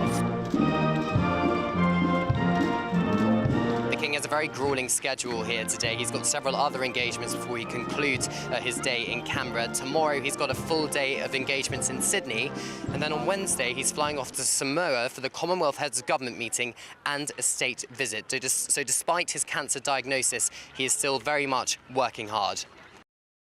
As you are, Cameron there following the royal couple, bringing you the reports here on GB News. Some of the other stories coming into the newsroom on this Monday morning. Overnight, Israeli airstrikes have hit 3 areas in central Beirut, where the terrorist group Hezbollah has its financial headquarters there. The attack has seen hundreds flee their homes, with reports of chaos on the streets. Just hours before, Israel's defense minister vowed to destroy Hezbollah in a sign the war is not slowing. Prime Minister says the whole country is behind Sir Chris Hoy following his terminal cancer diagnosis. Keir Starmer posted on X saying Chris is a British sporting legend. To face his diagnosis with such positivity is inspiring. He's the 3rd most decorated British Olympian of all time, with 6 career goals and 1 silver medal. And fans have gathered across the world to remember the late singer Liam Payne. The One Direction star, of course, died last week after falling from a hotel balcony in Buenos Aires. Yesterday, hundreds of people stood in silence in Hyde Park, with pictures and handwritten notes dedicated to him.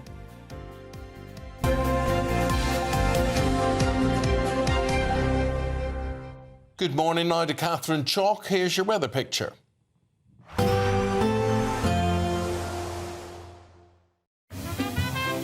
Heavy showers first thing will be followed by a warm, cosy day. Boxed boilers, sponsors of weather on GB News. Good morning and welcome to your GB News weather update from the Met Office. After a very wet and windy day on Sunday, storm Ashley will gradually clear, leaving blustery showers in the north and drier towards the south. We still do have a wind warning in force across northern parts of Scotland, so still some windy conditions here with blustery showers moving across Scotland and Northern Ireland. Towards the south of that, largely dry with some hazy sunshine, cloudiest further towards the southeast with some patchy outbreaks of rain. But generally lighter winds here. We could see temperatures up to 15 or 16 degrees, a touchdown on what we saw on Sunday, towards north 11 or 12. So as we go through Monday evening, it's a case of showers still pushing through on that brisk wind across parts of Scotland. So many places seeing some showers during a rush hour. Those showers continuing across parts of Northern Ireland as well, but across northern parts of England, some early evening sunshine mixed in with a few showers here. These continuing across parts of Wales as well, but across the southeast, a largely dry end to Monday with some clear spells as we go into the night. So as we go through Monday night, again, showers continuing across Scotland, but moving their way southwards, affecting parts of Wales and northern England as we go through the early hours of Tuesday. Clearer skies now developing towards the far southeast to start Tuesday morning. Might be a little bit chillier out there as well underneath the clear skies, temperatures dropping into the high single figures. But that does mean a bright start, especially across the southeast of England and across parts of Scotland as well. But it will be a case of sunny spells, but a few showers around as we go through into Tuesday and into the afternoon. Otherwise, there will be lighter winds out there through Tuesday compared to what we've had on recent days, with highs 11 or 12, but 16 in the south. Bye-bye. Expect a warm front, moving from the kitchen right through to the rest of the house. Boxed boilers, sponsors of weather on GB News. Right, let's tell you all about the Great British Giveaway now, where you know the routine. The thing is, the clock is ticking on because you've got to get your entry in now before Friday when the lines close. Friday is looming, so make sure you don't miss out. It is your chance to win £36,000. It's tax-free cash, and here's how. This is the final week to grab your chance to win £36,000 cash in the Great British Giveaway, and you really could be next. Hi, I'm Angela from Wigan and I won £30,000. Winning the money enabled me to treat my children, which I've not been able to do for a while. And if I can win, anyone can win. For another chance to win £36,000 in tax-free cash, text cash to 63232. One entry costs £2 plus one standard network rate message, or text bonus to 63232. 5 entries cost £5 plus one standard network rate message. You can enter online at gbnews.com/win. Entries start from just £2, or post your name and number to GB08 PO Box 8690 Derby DE1 9TT. UK only. Entrance must be 18 or over. Lines close 5 p.m. this Friday. Please check the closing time if listening or watching on demand. Good luck. Hi there, I'm Michelle Dewberry and I'm going to take a second to tell you all about my show, Dubes & Co. We start off with the issues of the day. We then bring in both sides of the argument. We get rid of the disrespect. And then you throw me into the mix. And trust me, I'll tell it exactly how it is. And then, of course, the magic ingredient, you at home. We mix it all together and what have we got? In my opinion, the best debate show in town. Monday to Friday, 6 till 7 on GB News, Britain's news channel. Join me, Camilla Tominey, for a frank and honest discussion with those in power that cuts through the spin and gets to the heart of the issues shaping our nation. You haven't confirmed that you want to stand as leader, but you haven't ruled it out either. This report basically says that he's not fit to stand trial. Is he indecisive? Incompetent? I deliver the dose of reality Westminster needs. That's the Camilla Tominey Show at 9:30 every Sunday on GB News. The People's Channel, Britain's news channel. We're proud to be GB News, the People's Channel. And as you know, we always love to hear your views. Now, there's a new way of getting in touch with us at gbnews.com/yoursay. By commenting, you can be part of a live conversation and join our GB News community. You can even talk to me, Bev Turner, or any of the members of the GB News family. Nightmare commute? Kick it up a gear with GB News Radio. You can listen online and on DAB+ and on the GB News app. We're also on TuneIn and the Radio Player apps. From the school run to rush hour, get revved up with GB News Radio. We are the People's Channel, Britain's news channel. In the GB Newsroom, we bring you the news as it happens. With our team of dedicated journalists across the UK. We're ready to keep you up to date with what's happening every half an hour, every single day. Bulletins here on GB News. The People's Channel, Britain's news channel. Mark Dolan tonight is your weekend dose of news, debate and entertainment. This sounds like a wild conspiracy theory. Don't miss My Big Opinion. Mark Meets at My Take at 10. Democracy is a funny old thing. And we don't do boring, not on my watch. I just won't have it. Let's go and get another glass of that bubbly. You've earned it. That's Mark Dolan tonight, Saturday and Sunday, 9 to 11, only on GB News. The People's Channel, Britain's news channel.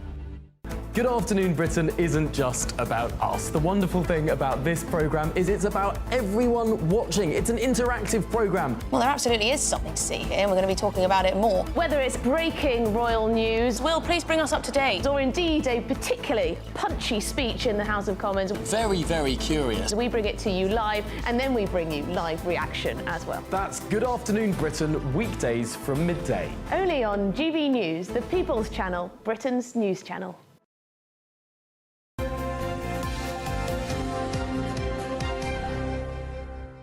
Now, a little word. We asked you a question to vote on earlier in the programme, and this is because we love to hear what you think. You love telling us what you think, and every day we're going to be running what is called a poll of the day. Yeah, and today we're asking, do you trust Labour not to hike taxes on working people? Because, of course, that's what they promised, not on working people.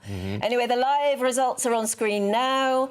Currently, 98% say they don't trust Labour, and just 2% at the moment saying they do. OK. We'll have a final result on that, and we'll announce it in Martin Dobney's programme tonight. For all our latest polls, poll news and how to vote, what you do is you go to gbnews.com/polls. Pole. And from poles to holes. That's the good. That's very good. Thank you. I thought it was brilliant. Totally brilliant. The country's pothole crisis, that's what I'm talking about. Well, it's prompted calls for the government to increase funding to fix our roads in next week's budget. Will they do it? Fat chance. Well, it's said that £16 billion is needed. Yeah, I'm sure Rachel Reeves will give that one away. £16 billion needed to clear the pothole problems because there's a backlog of huge potholes throughout England and Wales, and I'm sure everywhere else as well. GB News Yorkshire and Humber reporter Anna Riley has a special pothole report. The UK is in pothole peril. There's been nearly 500,000 breakdowns due to damaged roads so far this year, and the problem's set to worsen this winter. In North Yorkshire, the council are going the extra mile to fix the county's potholes. We've drafted in help all the way from down under. Our new pothole machine is £500,000 worth of machinery. It's come all the way from Australia. There are just 2 of these in the entire Northern Hemisphere. The driver can do all stages of the repair without even leaving the cab. It's also lightning fast, so a job that typically would take around 20 minutes at the moment, with this machine takes just 3 minutes. It's also cheaper as well, so roughly half the cost of a traditional conventional repair. There's a large transport network for the council to maintain here, and it's now more difficult than ever due to funding cuts. North Yorkshire is England's largest county. Our road network is 5,700 miles. To put that into perspective, laid end to end, our network would reach all the way to India. So you can see the massive scale of the challenge we're facing. Our budget is just £40 million every year.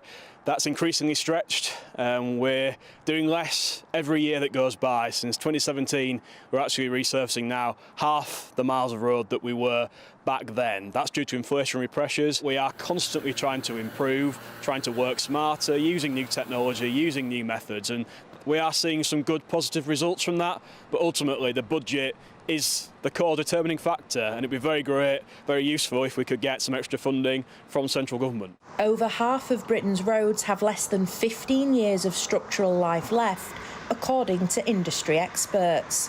They, along with councils and motorists, want the government to speed up spending in the autumn budget. Anna Riley, GB News. What's that? Pigs will fly. Yeah. Mark Morrell, Mr. Pothole, he'll have a view on this. Mark, they're saying 16 billion, which I would say that and the rest. It really is chronic, and it just continues to get worse and worse. What's she going to do? Is she going to divert any money from this budget? I believe what they do is they're honour their pledge of an extra 1 million pothole repairs, which is about £80 million, when there's a £16 billion backlog. So, 80 million is not going to touch the sides. Yeah. I believe they may give longer-term assurities to councils in terms of funding that allow them to plan better, because the ad hoc way that money is given to authorities means we don't get good value for money. But at the end of the day, all these techniques and the machine that you showed is very useful to keep rural roads ticking over. Unless government invest in an annual resurfacing programme of an additional £3 billion a year, are you going to make any difference whatsoever? And the problem is that the problem is landing right in the motorist's lap, isn't it? Because it's ruining some cars, and insurance companies are getting expensive about it, aren't they? Yeah, and I mean, claims. I mean, I think one of the other articles on GB News was about Halford's offering a safety check and a full report to help motorists try and successfully win compensation. But don't forget, cyclists die as a result of it in potholes. That's, I mean, the serious side of it. But it's costing the UK economy £14.4 billion a year through badly maintained roads. So investing an additional £3 billion a year would make economic sense, because after 10 years you'd be saving £7.2 billion. So I don't accept there's no economic argument not to invest in our roads, then the ongoing thing of loss of life and in serious injuries. But Mark, you see, they can get away with this. So what? Your back axle breaks, or Anne's wheel arch comes down, or your ball joint goes, or whatever the heck it happens to be. And it's not really government's problem. They sort of think, oh, yeah, we'll just turn a blind eye to that, and off we go. and they save money on repairing roads, and they get away with it for another year. This idea of paying road tax and road tax doesn't go to repair roads, I think scandalous. I think it's very dishonest. Yeah, I mean, other countries do have a ring-fenced road tax that's put into a fund that's only used to maintain the roads. We lost that in about 1937. It's been a good way for Treasury to have extra income coming in, and the motorists are seen as a cash cow. I mean, when you see what's coming forward, but potentially with increase in fuel duty and road fund licence, the pot that they're pulling in, I mean, it was £50 billion a year from motorists through all forms of taxation. Are we going to see that rise into 60 or 70 billion pounds? Yet there's no money to maintain the network. I mean, you're legally responsible to make sure your car is roadworthy. Yet it seems that authorities don't have to make sure that the road you're using is fit for purpose. Well, we lost what they're supposed to do, and I've got to lose you now, Mark, as well. We're out of time. Thank you very much indeed, Mark Morrell. Mr. Pothole. Coming up, Mr. Sport, Paul Coit.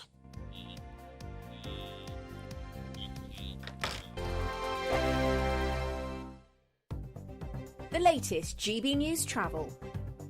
Good morning, I'm Russell Holding. There's disruption to a number of CalMac ferry sailings in Scotland because of poor weather. In Aberdeenshire, the A947 is blocked by a fallen tree at King Edward. In Murray, the A95 is blocked by a fallen tree at Ballindalloch, and trains have been stopped between Blackburn and Bolton because of a fallen tree on the line. In Lincolnshire, the A15 is closed northbound towards the A158 east of Lincoln because of flooding. In Gloucestershire, the A417 is closed at Maysmore because of flooding. On the M25 in Buckinghamshire, the outside lane's closed anti-clockwise, mile before junction 16 for the M40 after an accident, with queues from junction 17 at Maple Cross. On the M25 from Kenton to Essex, it's down to 2 out of 4 lanes anti-clockwise. The right-hand Dartford tunnel is closed after a spillage. There are queues from junction 3. And the M25 in Kent is closed clockwise from junction 5 for the M26 to 6 at Godstone, with the M26 also closed westbound. You can stay up to date throughout the day by visiting our website, gbnews.com.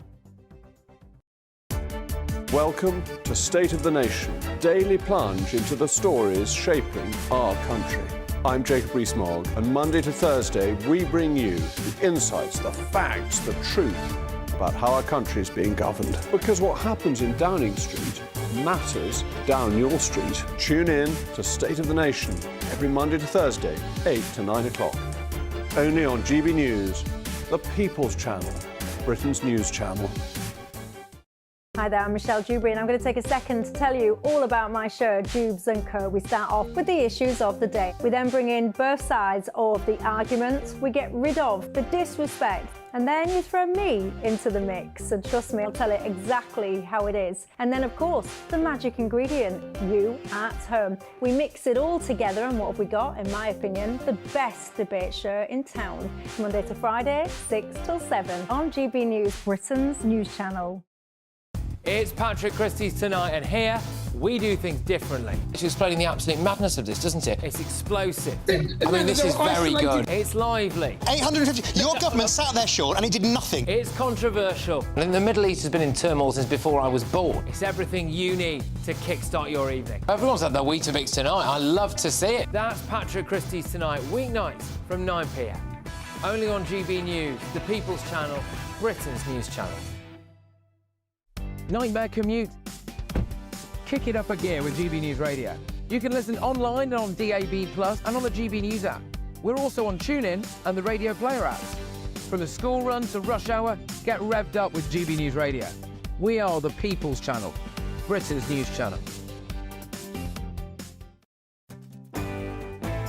I'm Martin Daubney. This is GB News, Britain's news channel.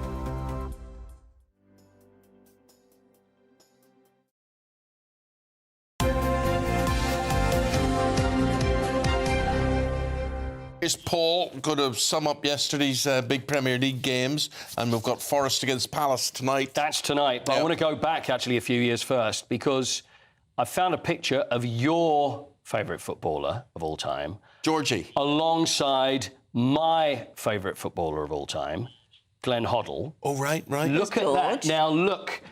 This goes back to probably 1973. There's George Best throwing the ball, but can you see Glenn Hoddle? Now, the boy that is sitting on the bench to the right-hand side, that's Glenn, who was then an apprentice at Spurs, watching or a George ball boy. Best. Yeah, he was just an apprentice. A lovely picture. So there he is sitting there watching George Best, the master, and then Glenn... Give it another 10 years or so. The thing about Glenn Hoddle, and a lot of people may only remember him as England manager or something like that, but silky skills, beautiful stroker of the ball. Greatest footballer I ever saw. Really? Absolutely greatest footballer I've ever seen. He had very good legs. Wonderful, yes. Wonderful thighs. Wonderful So you can top that, though, Anne, can't you? I can sort of top that because there was one extraordinary morning on TVAM many moons ago when I found myself interviewing on the sofa opposite. I had Pele, Jimmy Greaves, George Best. Oh, amazing. Wow. Amazing. On the sofa together. See, the weird thing for a lot of people that were watching you at that time, they would think Pele, yes, and they'd think about George Best. But Jimmy Greaves was getting more known as a TV personality and not the great footballer that he was. Whereas I think now, as years have gone and Jimmy's passed, of course, I think people now see him as the great footballer, more of the TV He was guy. so unlucky not to play in the final, the 1966 World Cup He was final. in the team, though, wasn't he? He was on the bench. Yes. But there was no substitute. That was the thing. Yeah. There was no substitute, and it affected him for the rest of his life. What do you mean? There was literally no substitute? No, there were no substitutes. Not one? No. Wow. In 66, there were 11 players. There were no substitutes. So he would have been... Didn't know that. Yeah. So he never Was got there to any play. reason for that? Yeah, what had happened is that he'd got injured earlier on. And then when he was fit again, and he was the best centre-forward in the world. He was brilliant, wasn't he? Yeah. And Jeff Hurst get his place. And Jeff Hurst got the place. And then it was decided, Alf Ramsey decided, you know what, this is working the way we're going at the moment, so I'm going to go with Jeff. And nobody could believe it. Obviously, it worked out great for Jeff Hurst and it worked out great for England because he scored that hat-trick. But as you know Jimmy, and it affected him without doubt for the rest of his life. Yes, he always it really did. It, yeah. But he was part of the team. I don't know. He was brilliant. Do you know something else that surprised me about Jimmy Greaves? I didn't know until it happened. When I lost my little boy through cot death, one of the first letters that came was from Jim. Because he and his wife had lost a baby to cot death. Yeah, I'd heard that. Yeah, and they never quite got over that. Well, you don't get over it. No, they didn't. And he said it was years ago, but we've never forgotten. And I never knew that about him until that moment. He was a very kind, lovely man. Lovely man. And the saddest thing, and I know we've got all the sport to do, but with Jimmy, he was going to be inducted into the Tottenham Hotspur Hall of Fame, and it went on for a long time. And he still was quite bitter about the fact of how he'd left Spurs because they sold him back in '70, which is just what happens with footballers. Yeah. Finally, he had agreed that he was going to come along, and it was the week before that he had that stroke, and he never got to come back, which is one of the sad things. So we ended up having to do it without him being there. Gosh. What a player he was. What a player. Gosh. Now, Liverpool 2, Chelsea 1. Better talk a bit about yesterday. Liverpool, their 3,000th win in history, and so they top the Premier League. Man City behind them. Arsenal lost at the weekend. 7 wins out of 8 under Arne Slot, so it's all going very well for him. Could Arsenal lose the league through red cards? I wonder. They have had more red cards than anybody Not injuries, red cards. It's a possibility, but they do have injuries as well. They've got Martin Odegaard that's injured, and now you've got Saliba that's going to be out for the Liverpool game at the weekend due to red cards. Who knows? Well, they've got to stop getting these red cards. They need to start behaving themselves. Yeah. That's what they need to do. Now, last night in Bilbao, there was a marathon. Did you do that in Spain? Did you say marathon? Marathon. There's a marathon. It's actually marathon, but in Spain they say marathon. It's a marathon. A marathon, yes. But they now name it Snickers, by the way, in Bilbao. They've changed the name. But anyway, in Bilbao, you know what they do? It's a nighttime marathon, which I like the sound of. Look at this. They start it at 7 o'clock in the evening, and 10,000 people run this. But the thing is, you only have 5 hours to complete the marathon. So if you've done all this, you've been on your feet for this long, and after 5 hours, they say, sorry, that's it, it's 2 o'clock in the morning, too late, you've got to go home. So if you haven't finished it... Well, fair enough. So if you're top strong. rank, you've done it in 2 hours 15 minutes, 2 hours 10 minutes or so. Yeah. And so 5 hours is good enough for anybody. It's a bit like presenting sport on this show. You haven't done it at a certain time. You haven't done it by 7:42. You're off. So there you go. If I'm not going to world record pace, that's it. It's all over. Thank you, my friend. Thank you very much. Birthdays we'll do in the next hour for Anne. Please do. Yeah. Okay. Looking forward to that. Do stick with us because still to come, we're going through the newspapers. One of the stories is about Angela Rayner planning a council housing revolution. We'll find out more.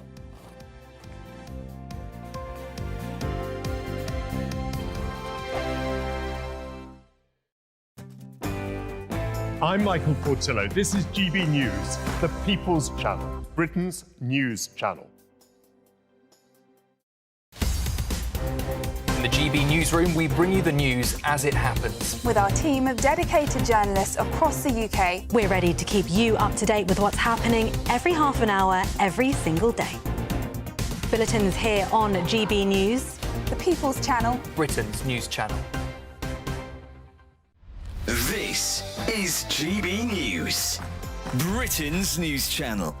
3 incredible young people from Essex are planning to become the youngest people ever to row, not sail, row, across the Atlantic Ocean. It's about for 3,000 miles? It is. Give or take. Almost exactly that, Sam. The 3 flying fish, so-called, consists of Anna, Dunk, Harry, Alan and Rowan Daly, who are preparing to row that 3,000 miles across the Atlantic. It would be the second largest ocean in the world. And the trio are aiming to do that challenge in support of the Teenage Cancer Trust. Well, I'm very pleased to say that Anna and Harry from the Flying Fish join us now. Very good morning to both of you. Good morning. I think the two of you are bonkers, but brilliant. Absolutely incredible what you're doing to raise money for Teenage Cancer Trust. Why did you want to do this? So our third person, Rowan, his friend actually died. So when he was in secondary school, I believe, one of his peers passed away, and Teenage Cancer Trust supported them and their family a lot. So it was definitely the right charity. Yeah, it was. Absolutely awful. So you wanted to do something to raise money for teenage cancer. Why rowing? So my dad did it in 2021. The trip, the Atlantic trip? Yeah, he rowed it as a pair. Where we live in Essex, they actually build the boats there. So we used to cycle round there past the boatyard, and he got interested and actually did it. He was the first year after COVID. And one night, we all met in the Air Cadets, so one night after Air Cadets, Rowan actually dropped me off home and the boat was outside. We were obviously waiting to get it sold. And I think he was asking some questions and we stood there at my porch and went, Rowan said, I reckon we could do that. And I was like, yeah, I reckon we could. And then we brought Harry on board, and that's kind of how it all came together. If people are watching and they want to support you, do you have a GoFundMe page? We've got social social media platforms at The Free Flying Fish. That's Facebook, Instagram and TikTok, and our GoFundMe links in all of the bios on there. Fantastic. GB News, the People's Channel. Every Saturday, 10 till 12, we'll bring you all of the news that you need to know. We'll also remind you that there is so much to smile about. It's my favourite time of the week. I get to relax, enjoy some light-hearted stories, and let Ellie teach me about fashion too. That's Saturday Morning Live, every Saturday, 10 till 12. Only on GB News, Britain's news channel. I'm Arlene Foster on GB News, Britain's news channel.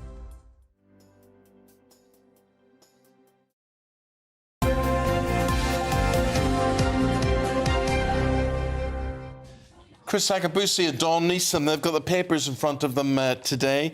And the thing that's jumping out for you, Dawn, is the council housing revolution planned by the government. Yeah, Angela Rayner is planning to double council house building after winning a boost in the budget to fund tens of thousands of extra homes. She has been given almost £1 billion in next week's budget from hell, the Halloween budget. And it's going to be released over 18 months, and it's like a down payment on building more council houses, which we all know we need. We need more houses built in this country. So in theory, it's a fantastic thing. However, I just don't think, the Labour promised 1.5 million new homes over the 5 years. But that's not even going to keep up with the population growth. We need to build 400,000 houses a year as it is. The devil is always in the details with these things, isn't it? So we need to build 400,000 new homes a year as it is. We have a shortage of 266,000 construction workers in this country. Yeah. Who's building the homes? And then where are you building them? Brownfield sites, that is only going to allow for 15% of this amount of houses to be built. So where are they going to be built? And the other thing is infrastructure. Building the homes is absolutely fine, but you need to build schools, you need GP surgeries, you need transport links. Yeah. All of these things need to be taken into account and we built need all as well. those workers, and we need all those houses, and we'll build those houses for those workers to live in. Basically, they'll go to migrants. That's what these houses will go to. But it's a sad situation. But you're absolutely right. We need more social housing. We do need more. I mean, under Gordon Brown, we were building, I think it was 30,000 a year that fell off during the Tories. I mean, the Conservative estimate is we need to build at least 90,000 a year, just social housing. Yes. Do you know all this nonsense about the land to build them on? I was driving through Essex on Saturday, and honest to God, everywhere, there is land everywhere. And I'm talking about rubbish land, you know, really scrub land, ghastly looking land, whatever, which would all be enhanced by putting something on it. I think there's too much of this green and pleasant land, but we're a very green country. Yeah, well, also repurposing city centres. Yeah. There's so many empty shops. Chris, we're going to have to. You're quite right. I mean, the idea that shops aren't shops anymore. Yeah. High streets aren't high streets anymore. The revolution, everyone's online, so you could actually refurbish all of those and make them housing and make it affordable housing. Yeah. Why not? Yeah. Mate, tighten your tie. That's just... Oh, am I hanging? Yeah, sure. Thank you very much, David. I love you. I know what would bug you. Bless you. I'm loving you even more, Baba. I'm loving you even more, Baba. Thank you. At least we made an effort to match as well. We did organise this. Incidentally, we've been running a phone poll. Is it a phone poll today? We've run a poll anyway today. It's a poll. And basically, we're asking you, do you think that the government are going to take you for what little you're worth come the budget? And overwhelmingly, about 80% of you think that is absolutely the case. I think it's about 92%, actually, or something like that. What the other percentage doing? I don't know. 98%. 98% wouldn't trust this government to not tax working people. But, you know, the definition of what's a working person, it really gets people going. Gets me annoyed. I actually asked a Labour MP what the definition of a working person was last week. And he's not exactly happy, he wouldn't say it in public, but he's not exactly happy about with the direction of travel with Labour at the moment. And he said, well, Keir Starmer's definition is it's somebody that has less than £1,000 in savings. Well, then say poor people. You know, say it, because you're right. I get really offended, this idea of hard-working people. Like, I don't work hard, you don't work hard, none of us work hard. You know, most people work hard. Now, it depends how affluent you are or not. If that's what you're talking about, but the thing is, with this savings issue, Chris and I were talking about it in the break, and it's like, I don't actually have £1,000 worth of savings. I have money put aside to pay bills that I know are coming up, but they're not savings. That is money that's allocated that needs to be spent. A lot of people I know who have, in theory, middle-class, good jobs, don't have savings these days. Not especially with the cost of living. No, everything has gone up. I mean, just going around the supermarket is like, what, how much? Yeah. Chris, what do you think of the idea that if you don't turn up for a hospital or doctor's appointment, you should pay some sort of fine, £5, £10, maybe £15 for missing it? So this is a difficult one, because we don't know why the majority of people who don't turn up are not turning up. You know, so if there were mitigating circumstances, how would you register that? It's talking about West Streeting. He's actually not contemplating this now. What he's actually saying is that on the back of all the things they want to do, he wants to have a conversation, what he calls, I think it's the big... No, Tony Blair's was the big conversation. This one is called the national conversation. Look, do you know what gets me about all politicians? Quick chat. Yeah, conversations, chat. Let's get some action. Yeah. I don't need a public inquiry into something. I don't need an inquiry into this, that, a conversation. We all know what's got to be done. Get on with it. Yeah, but we've got to find out why people are not turning up. You know, £1.2 billion per annum is wasted on missed appointments. Well, the reason they're not turning up is nothing happens to them. They can skip the appointment if they... Well, sometimes people just don't get the letter in the post. This is the other thing, I've had appointments and then they get changed. So I've gone for the original appointment. I've turned up. No, you're not there. That got changed. It's now in 2 weeks' time. So actually, there is a lot of administrative error as well. The inefficiency of the NHS. If we tighten that up, then you'd see this figure would fall down. Yeah, no, I'm not having because I've had a good experience with the NHS, but there are inefficiencies. Sometimes they're not talking to each other. So one department sends oncology, urology doesn't know about it. So there's a lot of different things. But frankly, as you say, Wes Streeting has not ruled it out, but it doesn't mean he's actually proposing it. No, I mean, I think he would appreciate all these problems too. Don, what's the story about the asbestos deaths from schools? This is the Daily Mail's front page today, and it's a campaign by the Daily Mail. So with so many stories going on, I thought it's an unusual splash for a newspaper to choose, but it is their asbestos, Britain's hidden killer, and it is true. It's launching a campaign to strip the toxic material from all public buildings, starting with hospitals and more than 21,000 schools where it is still present. Now, we've known about asbestos and the damages it's a killer, and the damages it can cause for a long, long time. So the fact that it's still present in 21,000 schools around the country. And apparently, we've all been led to believe that as long as it's not disturbed, it's not dangerous. But that article is saying that is not true. That's not the case. And there are how many deaths from this horrible cancer that is caused by us? Yes, it's you know how to pronounce this, don't you? Mesothelioma. Since 1980, at least 1,400 teachers and support staff and 12,600 pupils have died. So all the schools that we went to would have asbestos in them. So basically, if you disturb them and they're now being disturbed because they're getting dilapidated, that's where you're getting your challenges from. Quick look at Donald Trump, ex-president, maybe president again, Donald Trump, shaking fries at McDonald's. Here he was at a drive-thru as part of his whole campaign business. To be accessible by a human hand, nice and clean. Of course, my hands are nice and clean. Going for a quick drive-through, and he leans out the window and asks you what you want. Well, this is because Kamala Harris said that she had worked in McDonald's, and so she understood. And now Trump has trumped her. OK, whatever you're having for breakfast, maybe those, let us know. And here's the weather situation.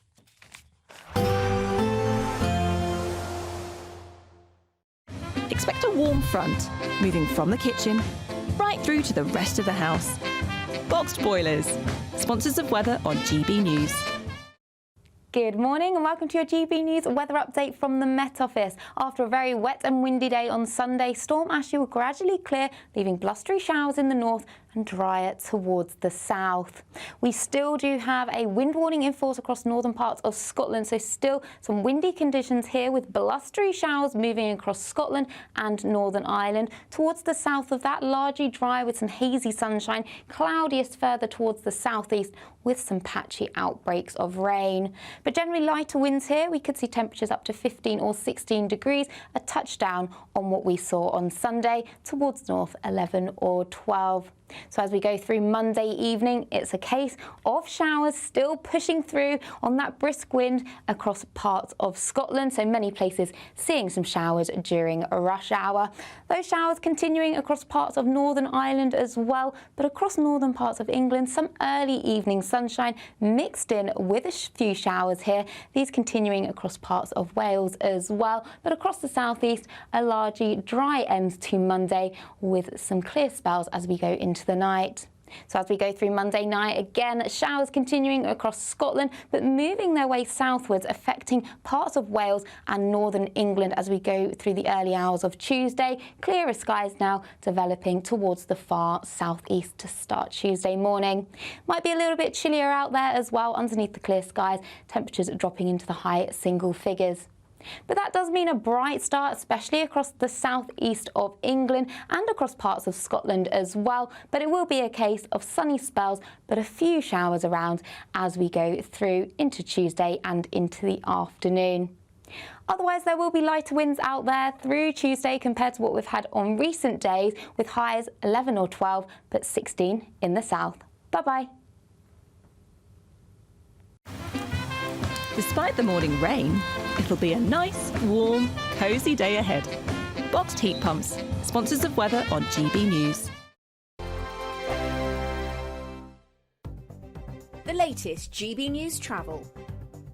Good morning, I'm Russell Holding. There's disruption to a number of CalMac ferry sailings in Scotland this morning because of poor weather conditions. In Aberdeenshire, the A947 is blocked by a fallen tree at King Edward. In Murray, the A95 is closed because of a fallen tree at Ballindalloch. Train services are suspended between Blackburn and Bolton because of a fallen tree on the line. In Lincolnshire, the A15 is closed northbound towards the A158 east of Lincoln because of flooding. On the M25 from Kent into Essex, it's down to 2 out of 4 lanes anti-clockwise with the right-hand Dartford tunnels closed after a spillage. There are queues from junction 3 for the M20, and the M25 in Kent also closed clockwise from junction 5 for the M26 to 6 at Godstone, and down to a single lane anti-clockwise with the M26 closed approaching the M25 for repairs after a lorry caught fire with queues in both directions. You can stay up to date throughout the day by visiting our website gbnews.com. This is the final week to grab your chance to win £36,000 cash in the Great British Giveaway, and you really could be next. Hi, I'm Angela from Wigan and I won £30,000. Winning the money enabled me to treat my children, which I've not been able to do for a while. And if I can win, anyone can win. For another chance to win £36,000 in tax-free cash, text cash to 63232. One entry costs £2 plus one standard network rate message, or text bonus to 63232. 5 entries cost £5 plus one standard network rate message. You can enter online at gbnews.com/win. Entries start from just £2, or post your name and number to GB08 PO Box 8690 Derby DE1 9TT. UK only. Entrance must be 18 or over. Lines close 5 p.m. this Friday. Please check the closing time if listening or watching on demand. Good luck. This is Britain's Newsroom, where your voice matters. It's just astonishing. With expert analysis and honest opinion, we don't just keep you informed. We bring you unique perspectives you won't see anywhere else. Can't argue with any of that. When the news happens, it happens here. On Britain's Newsroom, weekdays from 9:30 a.m. Only on GB News. If you want your news to be straight talking, this is a nightmare for the Conservatives again. Down to earth. It's not just Nottingham where this is happening, is it? And most importantly, honest. Hard-working, middle-class taxpayers, they'll get their book thrown at them. Then catch me, Martin Daubney, Monday to Friday, 3 till 6 p.m. on GB News, Britain's news channel. Join me, Nana Akwe, for an informative, interactive news programme with a difference. It's fun. No, he didn't say that, Dave. I'm so surprised. I think there's an element of truth to that. Join me from 3 p.m. every weekend, only on GB News, Britain's news channel.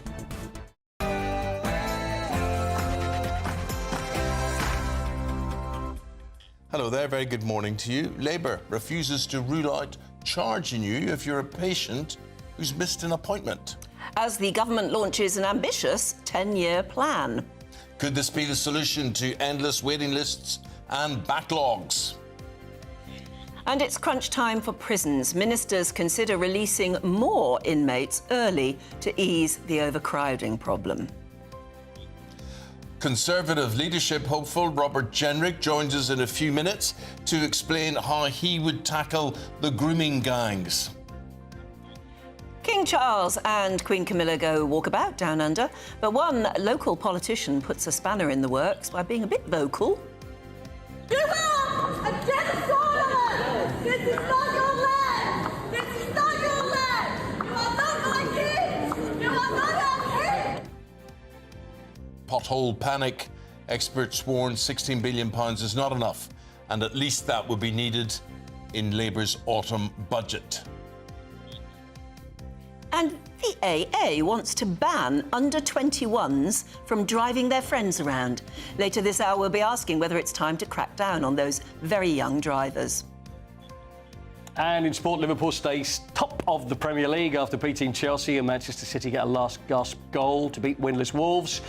Charles Leclerc wins the US Grand Prix for Ferrari, and after being accused of cheating, King Conker is innocent. Hello, well, we've still got some very strong winds out there associated with Storm Ashley, but some drier conditions for some. I'll have all of the details coming up shortly.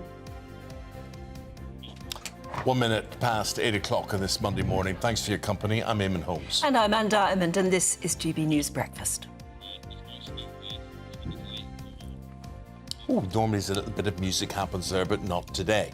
Now, Conservative leadership hopeful Robert Jenrick is on a mission to win over party members. So what's he up to today? Well, his latest offering is a plan to give child grooming gangs full life sentences. OK. Well, we're joined now by our reporter, Charlie Peters, before we speak to Robert Jenrick about this grooming situation. Where, first of all, Charlie, does it happen around the country? Well, we found over 50 different towns and cities in a 50 in a GBNews investigation last year, which produced part of an investigative documentary, which found widespread ongoing abuse with this scandal. But when I think most of the people think about it, they think about Rotherham, Rochdale and Telford. Those are the three areas where there have been those big public inquiries, local inquiries into the situation. They found thousands of children have been victims to these gangs. Now, there has been some intervention by government over the years. Last year, Suella Braverman, the then Home Secretary, launched a grooming gangs crackdown, which introduced a National Crime Agency-led task force. It made over 500 arrests in its first year, trained over 400 new officers in data awareness and analysis, which was a crucial part of the failures in previous decades in tackling this crisis. But there are still more steps to be taken. Even parts of that announcement that Suella Braverman made at the time weren't followed through by the last government. So it's an ongoing crisis and there's still steps to be taken. Charlie, just I want to be a bit more specific about things because people often avoid the whole issue here. 50 locations around the country you're talking about. We're talking about, let's face it, we're talking about grooming gangs, we're talking about paedophiles. Yes. Right? Paedophiles. And are these paedophiles mainly Asian? So I think we've found an overrepresentation of Pakistani men within child sex grooming gangs and an overrepresentation of white girls among their victims. They're not all of their victims. There is a cross-sectarian mix of the sort of boys and mostly girls that they have targeted over the years. But that's been the cultural split, and that's generated, over the years, many situations where both leaders and local authorities, police officers and politicians alike have wanted to avoid talking about this issue because they are nervous about being called racist or dealing with that problem. One man who wants to talk about it, Robert Jenrick, joins us on the programme this morning. Very good to see you. Good morning. And, you know, you're not leader of the Conservative Party, you're not in government, so... But if you were, what do you plan to do about this? Well, firstly, can I pay tribute to Charlie, who has been exceptional. Very few journalists have had the courage and tenacity to take up this issue, and he's done a great public service in doing so. But the public want action now. They are sick of this. This is a moral stain on our country, that thousands of children have been abused in this way, and public officials have turned a blind eye to it. I'll tell you something. You're right. News can be distant. If it doesn't affect our lives, it doesn't relate to us. And in the past few years, I have interviewed and I then personally met someone who was groomed by one of these Asian gangs. And people in their vicinity, in their neighbourhood, knew that this went on. And this has affected these women throughout their lives, and it will never, ever go away. But people housed, knew, were related to, were married to these men, and they knew what they were doing, and a blind eye was turned to it all. And it's sickening, absolutely sickening, to hear someone recount one of these stories. And no one in the past seemed to be doing anything about it. Look, I agree with you. I'm a parent of 3 young children. I can only begin to imagine what it's like to have your children go through an experience like this. What we need is action now to try to eliminate this, because only a fool would believe this isn't happening today on our streets somewhere in our country. What I want to see are mandatory life sentences for these despicable predators, so that you're not out in 14 years, as the current law suggests, or less, but actually you're never out of prison again. I want those of these predators who are not British citizens to be removed from our country with compulsory deportations. And the public officials who turn a blind eye for fear of racism or community relations, I want them to be prosecuted and barred from working in the public sector ever again. Because we can't just allow this moral stain But it's not to just continue. public officials, it's police, it's the judiciary, frankly, and it is very much politicians who are too darn scared to stand up in Parliament, even where they're protected, frankly, and speak it like it really should be. Actually, you know, confront the fact that there is a racial element here, when in fact it's probably more than an element, isn't it? And I think people and actually within these face it head on. People within these communities are aware of this, and an awful lot of them want something done about it. So would you be, for instance, brave enough to stand up and speak it like it is? Well, I'm on your programme talking about it today, and you're absolutely right. There are people in local councils, in the police, in the judiciary, in the community who have turned a blind eye to this, as the Alexis J report says, because they were fearful of being labelled as But they're racist. not just turning a blind eye, they're negligent. They in are. fact, you could even say they're enabling it. Yeah, you're absolutely right. That's why I say they should be prosecuted. This isn't a minor thing, is it? These are children's lives that are being wrecked by vile, disgusting predators. So they should be prosecuted, and they should be barred from ever working in these positions again. Robert, I just want to hear from Charlie as to how widespread. He talked about 50 towns, which I wasn't aware, because I thought, again, this was Yorkshire, Lancashire... and Bristol, Oxford, Newcastle, Aylesbury, all over the country where you find this sort of abuse, you find similar patterns. The fact that that isn't known, Eamonn, for example, I think is part of why this is so concerning to so many people, because there's never really been a national look at this problem. We had that nationwide task force launched last year, as I mentioned earlier, which has led to so many arrests. But why has it taken until 2023 for that to happen? Why is it taking until now for more politicians to make these comments? We've known about this scandal in some part for well over a decade, in some communities for far longer. Why is he so different? Does he stand out as regards politicians and actually calling for these sort of sentences and for this to be criminalised the way he's saying? Well, the question I have for Robert is some of the powers and the policy demands you're making now, those are powers you had in the last government, the Nationality and Borders Act, powers to apply visa penalties to countries that refuse to accept deported grooming gang abusers. You had those powers when you were Immigration Minister. Did you want to apply them to, say, Pakistani men who had their British nationality stripped, but who Pakistan wouldn't accept to be deported? Did you not use that power? Did you know about it? Did you want to use it? Yes, well, I worked with Suella Braverman, who actually I think was excellent on this issue. She created the Grooming Gangs Task Force, which led to over 500 arrests, and we did seek to use the powers that you're referring to. I don't think that is quite enough. Those powers are not strong enough, and at the end of the day, it ultimately depends on will within government. If the Foreign Office don't want to apply visa sanctions, then the Home Office won't be able to pursue them. I started to deport people who were doing a range of things as Immigration Minister, like anti-Semites, for example, on our streets. And this was considered a very controversial thing to do. Previously, the Home Office only removed the visas from a tiny number of people, like the most extreme hate preachers, for example. But my view is a visa is not a right, is it? It's a privilege. Yeah. If you spend time, Which should be withdrawn. If you spend time in our Respected. country and you do something like participate in a grooming gang, you're an evil predator of our children, or indeed you're on the streets of London espousing anti-British sentiment, you should be out. But Robert, I think people should know really what's involved about this, and so often people like us haven't talked about the detail of this before. But when I learned that these men groom these children from 8 and 9 and 10 years of age, and they do it with sweeties and lemonade and also pizzas drugs, and takeaways. drugs and alcohol. Yeah, so then it grows. So last month I was at Sheffield Crown Court for the sentencing of 7 men for 106 years. One of the survivors from that case gave a victim impact statement. She was aged 11 when she was groomed at her primary school playground, plied with alcohol and drugs and abused soon after. We're revealing today on the channel that one of those men sentenced for that crime for 14 years, Mohammed Amar, he is now appealing his sentence. Now, Robert, you're calling for these whole-life tariffs for grooming gang abusers. One of the announcements that Suella Braverman made last year in that crackdown was an aggravating statutory offence for grooming gang abusers.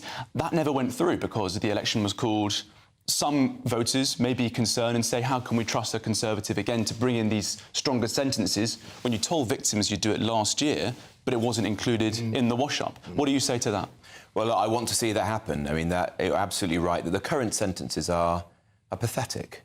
How can you be a predator and get a maximum tariff of 14 years and be out in less than Well, you're saying it should be life. I think it should be a whole life sentence. I mean, here you are talking about this, which is very welcome, but you are, even if you get the leadership, you are in opposition. So you're not going to be able to bring in some of these policies, for instance, until you win another election, if indeed you're around when that happens. So, I mean, how can you try and keep the present government online as an effective opposition on this subject? Well, part of my argument is that powerful people have failed in their duty to raise these issues. So even in opposition, I think there is an important task for us to do as the Conservative Party to raise this. Why is this not being discussed more in Parliament? This is a national stain on our country.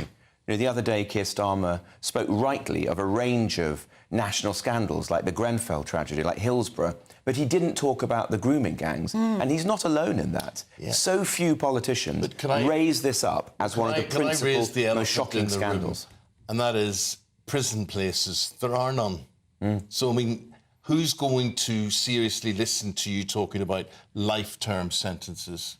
Well, I've been very clear. I want to build more prisons, firstly, and if I was lucky enough to lead this party and ultimately to be Prime Minister, that would be a big priority for me. Yeah, but that's 5 years and hence. That's time down the road. You're right to say that. I want to get the 10,000 foreign national offenders who are in our prisons out of our country. That is the principal way of freeing up more places, and that's one of the reasons I say, well, let's not mess around. Let's deport people who are in our country who are not... Human rights not interfere with all of that? It certainly does. It certainly does. If you're a vile sexual predator but have a family in the UK, we won't be able to remove them. Well, that's it. Martin has been in touch straight away. Said a lot of these Pakistani men involved in grooming gangs are married with children here. Does Jenrick honestly think that the Liberal judiciary would allow them to be deported? Well, this is the reason why I make the argument time and again that we need to leave the European Convention on Human Rights. Because when Winston Churchill signed up to that and said there should be a right to family life, he didn't mean that a vile sexual predator from a foreign country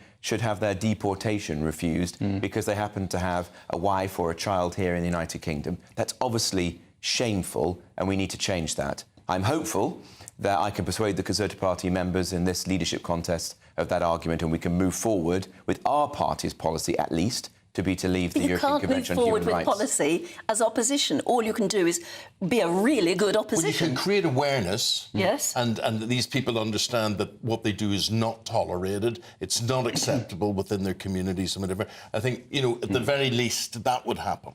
Yes, and you can hold the government's feet to the fire on We can hold the government's feet to the fire, and we can give a voice to these voiceless children and communities, because that has not happened. You know, I grew up near Telford, for example, a place where I think over 1,000 children, at least, were abused in this way. You know, most people in that area in Shropshire are probably completely oblivious to what were happening. So we need to change that, don't we? We need the whole country to understand this is happening, you know, under their noses. We've got to change it. Robert Jenrick, thank you for telling us your plans. If you have got to say, like our viewers and listeners... Yes, Martin, that was... ...been in touch like Martin today, please do have your say. Let us know. For the moment, thank you. Thank you very much. It's a pleasure to be here. Talking to you. And, Charlie, yeah, a great many people are getting in touch, Charlie, saying thank you for the reporting. When are we going to hear everything else from you today? Well, I'm always reporting on this. I'll probably have another one later in the week, I'm sure. There's much more to come out on this scandal. But we can talk later, I'm sure, about the man appealing his sentence and just why he's making that move. We'll do that. Right, come back then after 9 o'clock and we will do that. Someone who is backing Robert's opponent, Kemi Badenoch, we're now joined by former Tory MP, and that is... Daniel Kaczynski. I think I've said it right. Good morning, Daniel. Oh, we can barely see you, actually. If you lean back, we might be able to see a little bit more of your... it's a little bit better. A very good morning to you. Yes, we need to remind all our viewers, of course, that Robert Jenrick and Kemi Badenoch are still in a leadership contest. Why are you backing Kemi? Well, I think the United Kingdom faces this year welfare payments of £258 billion, which is more than many countries have as their entire budget. Debt interest payments are over £100 billion. So we're spending over £350 billion before we have built a single school or hospital or road. The economic situation facing this country is perilous. And I think that Kemi Badenoch is the only candidate who has the guts and the courage to take the difficult decisions required as Margaret Thatcher did in 1979, to get the country back on track and back to prosperity. This was the point I was trying to make very much just a few minutes ago to Robert Jenrick, was that whoever wins this leadership election isn't going to be Prime Minister and immediately be able to put into effect the policies they're talking about. They're going to be the leader of the opposition, if they're lucky. They're going to be in opposition. And how will she approach that unique job of actually being an effective opposition leader, not being able to implement her own policies, but sort of opposing others? Well, I mean, she will obviously have to scrutinise Sir Keir Starmer. We are seeing the biggest outflow of wealth creators this country has seen for many years. The pernicious levels of taxation that Sir Keir and his Chancellor want to impose on hard-working entrepreneurs and families in this country. We're going to start seeing the effects of that over the next few years. As a result of it, it will mean all of our taxes going up ultimately. So Kemi is a very effective commons speaker. My experience of her is that she is a very effective, she's been a very effective minister, a can-do person, somebody who has a vision to map out what an alternative to Sir Keir will be like. And I think she's somebody who can unify the party, bring it together. At the last election, I think we were more divided than I've ever experienced the Conservative Party. Well, thank you for putting that other side to us this morning. Really do appreciate it, and we'll get a candle to you next time. So yeah, I was going to say that. Next time we see you, we'll send you a little lamp for the desk or something. But thanks for your time today. Appreciate it. Thank you very much indeed. Thank you. We're going to talk about youngsters and if they get their licence, should they be allowed to drive other young people around in that same car, or are they just a danger to themselves? After this weather update from Catherine.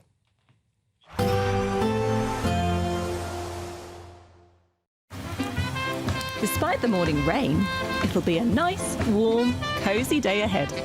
Boxed heat pumps, sponsors of weather on GB News.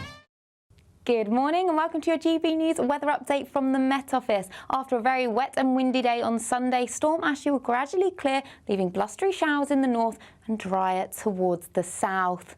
We still do have a wind warning in force across northern parts of Scotland, so still some windy conditions here with blustery showers moving across Scotland and Northern Ireland. Towards the south of that, largely dry with some hazy sunshine, cloudiest further towards the southeast with some patchy outbreaks of rain.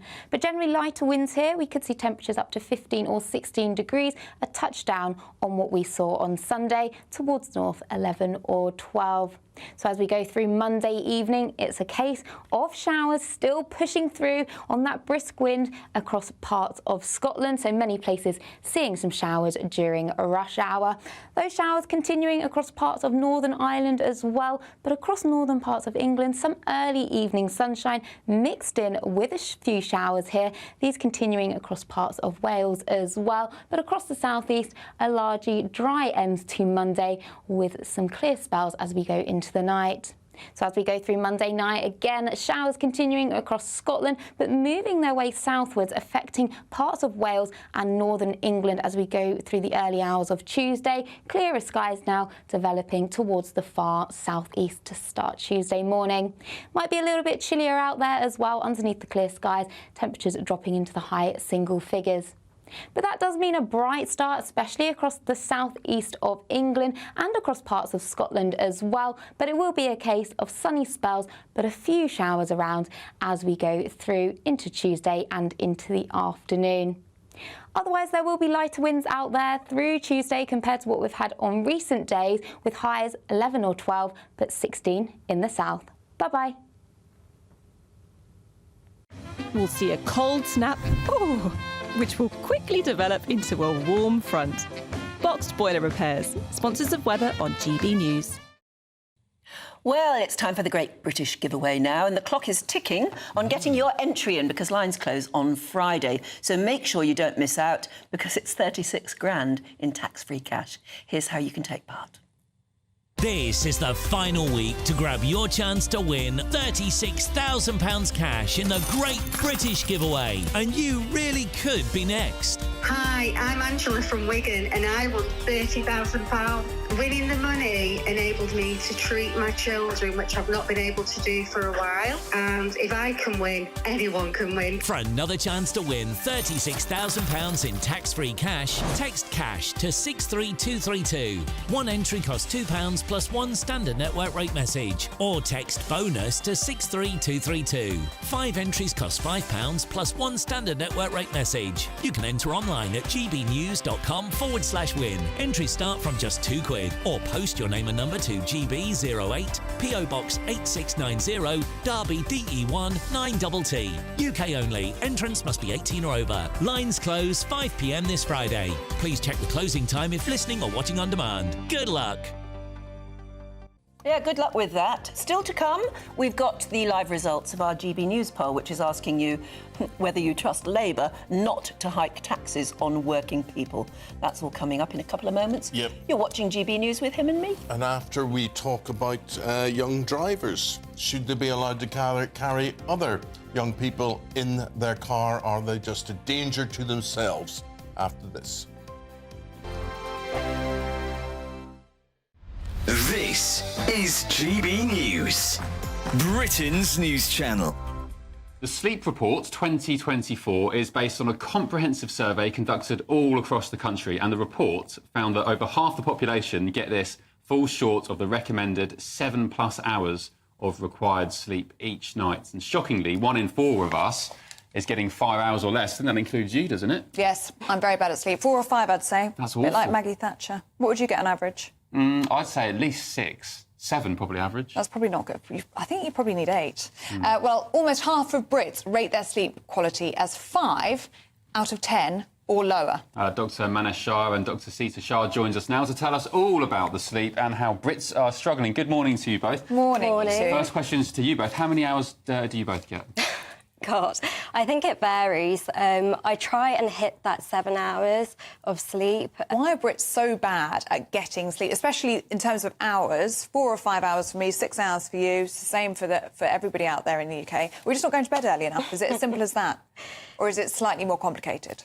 Yeah, so I think the key is to establish a good routine. So waking up at the same time every day, making sure that you're going to sleep at the same time every day, and being quite sort of rigid and strict with yourself when it comes to those timings. And also, it's not just the length of, I get, say, 7 hours, it's the quality, isn't it? You've got different phases of sleep. Yeah. Just explain those. Is it, as far as I remember, REM, deep sleep? Just tell us about that. Correct, yeah. So, essentially, there's 4 stages to sleep. So there's stage 1 and stage 2, which are your lighter stages of sleep. And then stage 3 is your deeper sleep. And then you've got the stage 4, which is your REM. Which is a rapid eye movement stage. And it's the stage 3 and the REM sleep which is really, really important for restorative and regenerative sleep. GB News, the People's Channel. Join me, Camilla Tominey, for a frank and honest discussion with those in power that cuts through the spin and gets to the heart of the issues shaping our nation. You haven't confirmed that you want to stand as leader, but you haven't ruled it out either. This report basically says that he's not fit to stand trial. Is he indecisive? Incompetent? I deliver the dose of reality Westminster needs. That's the Camilla Tominey Show at 9:30 every Sunday on GB News, the People's Channel, Britain's news channel. Hi there, I'm Michelle Dewberry, and I'm going to take a second to tell you all about my show, Dubes & Co. We start off with the issues of the day. We then bring in both sides of the arguments. We get rid of the disrespect, and then you throw me into the mix. And trust me, I'll tell it exactly how it is. And then, of course, the magic ingredient, you at home. We mix it all together, and what have we got? In my opinion, the best debate show in town. Monday to Friday, 6 till 7 on GB News, Britain's news channel.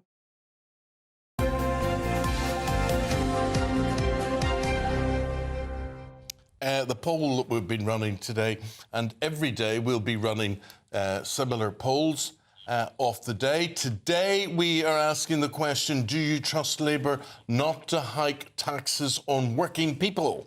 And the live results are on screen now. Currently, it's gone up. 99% say they don't trust Labour and just 1% say they do. The final result will be announced later in Martin Daubney's show. And for all our latest polls and the news about polls and how to vote in the polls, just go to gbnews.com/poll. OK. Driving and passing your driving tests, it feels so good, getting the freedom that comes with it. All teenagers crave that. But those days could soon be behind you, as the Automobile Association is recommending that new drivers under 21 do not or should not be allowed to carry passengers. Or particularly young passengers of a similar age. The AA say that move would save lives, with similar measures apparently are already used in the US, in Canada and Sweden. So is it time to crack down on young drivers? We're joined now by motoring journalist Quentin Wilson and activist Isha Ali Khan. Quentin, what do you think? Morning. I think we have failed young drivers as a society, and we need to train them better and train them earlier. I think that the idea of stopping them carrying passengers for 6 months is a good idea, because you've got peer pressure within a car. So yes, but I think graduated licenses are really difficult. You've got what we call the 3 E's, which is education, educating kids to drive earlier, and engineering, which is making roads better and safer, and then comes enforcement at the end of it. So I think we're failing in these two first ones, the education and the enforcement. I put my kids, all 3 of them, through a thing called a Young Driver, which allows under 17s to drive on private land with ADI instructors and learn the craft of driving and all the below the dashboard stuff and hazard awareness long before they try and do this very compressed period of time to learn about driving. I think we're failing them. So I want to see it in schools, and I want to see them being taught much, much earlier. Nobody's actually pointing the finger of blame, I think, at the young driver, but maybe young drivers don't understand how different it is. You feel you can drive, you've passed your test, and then a load of your friends get in the back, and suddenly the mood is different, the pressure on you as a driver is very different, showing off, just larking around and having a great time. Aisha, how do you feel about the fact that clearly young drivers do need to be protected almost from themselves, don't they? Well, I do agree with some of what Quentin has just said, especially about starting early, and especially about getting young people used to the dangers of being on the road. And picking up what you just said as well about the confidence boost, suddenly you've got a 17 or 18-year-old who's got their driving license and he's passed his test. He wants to show off, he or she wants to show off, and so on. But I do feel that the new proposals are not going to actually deal with the actual issue, which is the maturity of the drivers. If we're going to talk about giving them a 6-month period of time where nobody can sit with them, other than older people, first of all, the enforcement aspect of it. Are we going to monitor every single car? And if so, how is that going to look like in real time? But also, I think the idea that you've got young people who have no idea, they've just passed the test, and out they go, they've got their own car. That's a job for parents to take responsibility. The drivers themselves need to take some responsibility. Insurance companies as well. I've got a really good example. My nephew passed his test at the age of 18.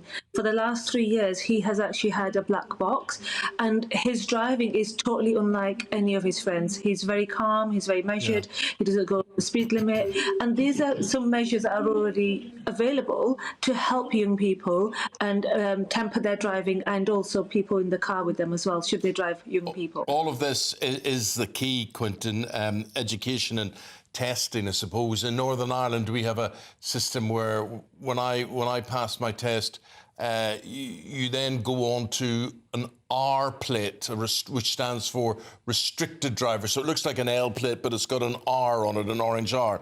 And there are a lot of restrictions. And I think one of the restrictions is that you're not allowed to have similar age passengers. You're not allowed to be the sole driver for them around the place. You're not allowed on motorways. You're restricted, I think, to 40 miles an hour maximum speed limit and whatever. But I suppose what Aisha's saying there's a lot of truth in that. Yeah, I mean, you're completely right, Aisha. There's an enforcement issue. How do we do that? And we need to have the P plate, which is an optional thing right now, make it legally mandatory to put that on your car so the cops can see if you've got a young passenger. But I think it's, it is going to be a nightmare to enforce. What we have to do is look at this, holistically and say, how do we stop these kids killing themselves? And you're right, Anne, you have to protect them from themselves. And that means a completely new process of teaching them to drive at school. And look, we pay driving examiners, I think, 28 grand a year.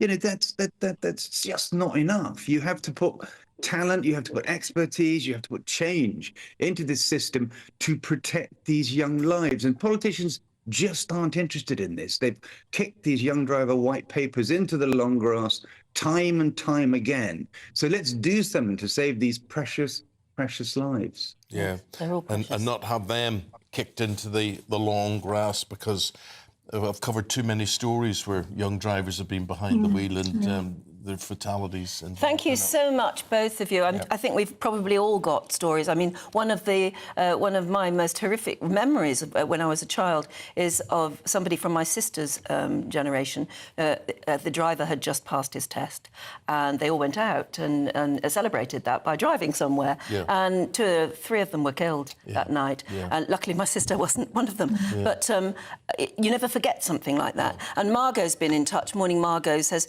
young drivers, it is a worry. The head of my daughter's school made a rule that students didn't give their friends a lift to school after a bad accident locally where young people were killed. It's trying to save those precious lives. It's not about penalising the young driver. It's about just maybe trying to change the culture. Education and testing. I mean, do you remember once upon a time it was completely acceptable to drive around without seatbelts on? Now it's not. Culturally, it's completely unacceptable. Yeah. Or to have very young children in the front or something like that. Totally unacceptable. Yeah. Now we've just got to change people's views that once you've got a driving licence when you're young, it's still not acceptable. You're just not experienced enough. I believe in testing. I think to get your insurance premium down and whatever, and you say, well, you charged me this for my insurance premium. Obviously, it's based on age. It's based on the amount of testosterone. I mean, we're particularly talking about young males there as well. But if you can pass your test and get a better testing and improve your standard of driving all the time, then your premiums should be less. Your views very welcome. Have your say. We'll take a break there, and then we are back with what? What are we back with? Well, it'll be sport, and then newspapers. OK. If we get a move on. The latest GB News travel. Good morning, I'm Russell Holding. There's disruption to a number of Calmac ferry sailings in Scotland this morning because of poor weather conditions. Train services are suspended between Blackburn and Bolton because of a fallen tree on the line. In Lincolnshire, the A15 is closed northbound towards the A158 east of Lincoln because of flooding. The M42 in Warwickshire is partly blocked southbound by an accident between junctions 9 and 7A near Curdworth. On the M25 from Kent into Essex, it's down to 2 out of 4 lanes anti-clockwise with the right-hand Dartford tunnels closed for repairs after a spillage. There are queues from junction 3 for the M20. The M25 in Kent is also closed clockwise from junction 5 for the M26 to 6 at Godstone for repairs after a lorry caught fire. It's also down to a single lane anti-clockwise with the M26 closed towards the M25, causing long delays in both directions. That's the latest. You can stay up to date throughout the day by visiting our website gbnews.com.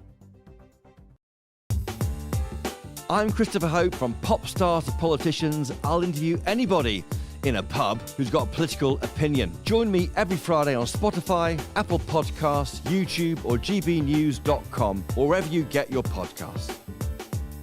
This is GB News, the People's Channel. Join me, Nana Akwe, for an informative, interactive news programme with a difference. It's fun. No, he didn't say that, Dave. I'm so surprised. I think there's an element of truth to that. Join me from 3 p.m. every weekend, only on GB News, Britain's news channel. We're proud to be GB News, the People's Channel. And as you know, we always love to hear your views. Now, there's a new way of getting in touch with us at gbnews.com/yoursay. By commenting, you can be part of a live conversation and join our GB News community. You can even talk to me, Bev Turner, or any of the members of the GB News family. Good Afternoon Britain isn't just about us. The wonderful thing about this programme is it's about everyone watching. It's an interactive programme. Well, there absolutely is something to see here, and we're going to be talking about it more. Whether it's breaking royal news, Will, please bring us up to date. or indeed a particularly punchy speech in the House of Commons, Very, very curious. we bring it to you live, and then we bring you live reaction as well. That's Good Afternoon Britain, weekdays from midday. Only on GB News, the People's Channel, Britain's news channel.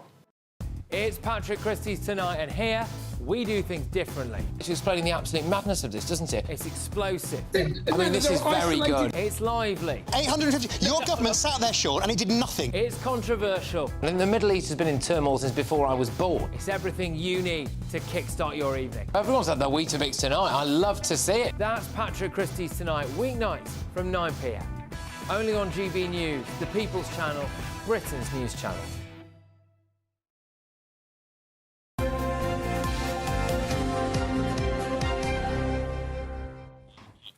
We've got Paul Coit, but we're not sure he has a microphone. Oh, no, mic's No, he's okay. got a Yeah, yeah. microphone. It's his ear that's It's run out my of ear. battery. What do you say? Who's? What? Well, we don't care about your ear. Just shut up and talk. Oh, well, thanks very much. Oh, you do the same, mister. Talk to me that way. Well, go ahead. Kick off. And I have something for you. Now, you said about you met Pele and Jimmy Greaves and George Best. I had a message, I had a text about half an hour ago from another famous footballer that was quite upset that you'd forgotten him. Now, Steve Perryman, the former captain of Tottenham Hotspur, played more games for Spurs than anyone else. He was captain of the FA Cup winning side from 81 and 82 and 84 UEFA Cups. He sent me this. This came through. Look! There you are. Yes. And he's going, well, you forgot him. He's got the same hairstyle as you. He has. Look at In that. those days, we all had the same hairstyle. We were saying that Steve's dressed like Donald Trump there. We're a little worried about. But, You but know there he them is. all, Anne, don't you? Lovely. There you go. That was my lovely Zandra Rhodes dress. It's lovely, isn't that lovely? That is lovely. What a lovely picture. I wonder Do where you remember that what the was. event was? No, not at all. No. OK, birthdays today. You want to do birthdays now? Yeah. Yeah, go on, give us a birthday. Okay. I'm going to tell them. I've not mentioned the F1. Let's do the birthdays. First one, sporting birthdays. First one, who is this and how old is he today? Well, that's Ince. That's Paul Ince, the governor. Yes. He called himself the governor, though, doesn't he? Yeah. But I love Paul Ince. Very nice Well, man. blow your own Manchester United trumpet, and why not? Liverpool. Yeah. So how old do you think? He's got to be in his 50s. Yeah, 52. 52 for Anne? 54. Okay. 57. Oh. 57. Gosh. But that's the first one. OK, let's go with another one. That's Paul Ince. Another very Happy birthday, well-known sportsman. Let's Yeah. go with the next one. There's him. Had a nice time with Paul. I met him in Portugal one time. Oh, did you? Yeah, we had a good old night. Did you call him the governor? Or did Yes, he it call is. you the governor? That's Jeff Jeff Boycott. Boycott. Right, so Jeff Boycott. Sir Jeff Boycott. How old is Jeffrey? He's got to be in his today? 80s. What do you reckon? Yeah. I don't know about you, but looking at that cap, you kind of want a bit of a bend on that cap. It's very flat across the peak. 78. 78 for Jeff Boycott. Do you know what's great about what he's wearing there? No advertising on it. Oh, I know. It's much better, isn't True, it? that's the I'd old say days. he's 82. Oh. 84. Ooh. Wow. 84. Do you want to go with one more? Although he's no longer with us. But it's one of those, how old would he be today? Oh, crumbs. So it makes it slightly Well, who is a bit, it? Oh, that's Leonard Reginald Rossiter. Perrin. Leonard Yeah, Rossiter. Reginald Perrin, Yes, yeah. Rigsby. But he from died Rising quite a long The time ago. Stones. He died. Stones. Was he? And he did those wonderful, was it Campari adverts? With Joan Joan Collins. Collins. Yeah, that's right. But how old would he be now? All right, Very well, di- there's a reason you're... I don't... It would have been his birthday today. So Yeah, that's all the right. reason. So, but he died... 40 years ago, 84. Yeah, 84, right.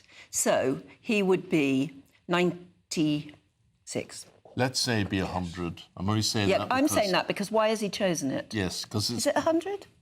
96, and you're saying 100. 100. Right in the middle, 98. Would have been Wow. 98. 98. Notoriously a perfectionist, but rather difficult to work. Well, I'm sure he was probably difficult to work He with died because on he the was... squash court, I think. That's right. He was a squash player, yeah. Absolutely correct. But I tell you, funny man, and Rising Damp. Rising Damp. Classic. Yeah, yeah, Richard He was, Beckinsale. yeah, he was a When sad Miss loss. Jones, we've got to go. That was Bruce Forsyth. He was very like Bruce Forsyth. was exactly. Matter of fact, he took over a soap opera and on a comedy thing called Spiller's Lot or Spiller's. That's right, yeah. And he did it first, and then Brucey took over. And Leonard Rossiter's famous catchphrase from Rising Damp, "Nice to see you, to see you nice." That was the one. Back after this.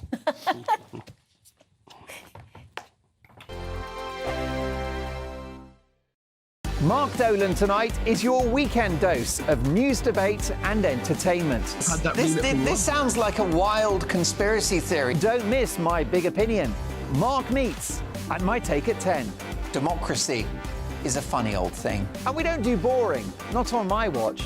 I just won't have it. Let's go and get another glass of that bubbly. You've earned it. That's Mark Dolan tonight, Saturday and Sunday, 9 to 11, only on GB News, the People's Channel, Britain's news channel. Headliners. Tomorrow's papers tonight. Every night from 11 p.m. Some controversial film news.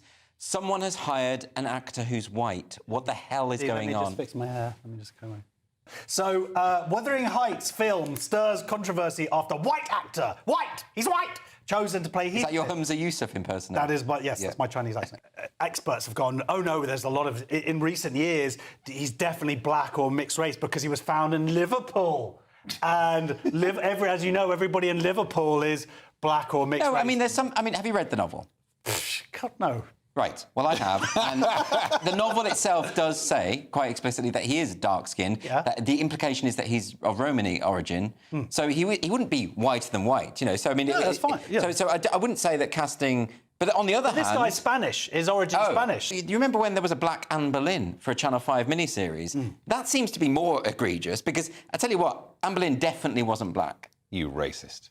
No, I almost feel sorry in this story because you're kind of damned if you do, damned if you don't now. Because if they'd have, it's not like he's a bit of an anti-hero, right? It's not like a good all-round. He's not a good guy. So if you go, right, we definitely need to cast someone black for this. What? Why are you picking just black people to play someone with so many character flaws? Or you go, why? Like they did with Darth Vader. Yes, that's right. He was played by the Green Cross Code Man. Okay. Just the voice was done by... That's true. Yeah. Yes, it was the Green Cross Code Man. I wonder what they were saying there. Have you ever seen the videos of the original audio of Star Wars? No. So you've got... I can't remember his name, but you've got the Green Cross Code Man going like, I find your lack of faith disturbing. Yeah. No, Luke, I am your father. They should have left it as it was. This is the difference between me. We're talking about Star Wars. You're like, oh, have you read Bronte, Wuthering, whatever? She only wrote one novel, Josh. You could... do with the courtesy of reading it. I'll read it straight after I finish your one. And it's actually brilliant. The People's Channel. Welcome to State of the Nation, daily plunge into the stories shaping our country. I'm Jacob Rees-Mogg, and Monday to Thursday we bring you the insights, the facts, the truth about how our country is being governed. Because what happens in Downing Street matters down your street. Tune in to State of the Nation every Monday to Thursday, 8 to 9 o'clock. Only on GB News, the People's Channel, Britain's news channel.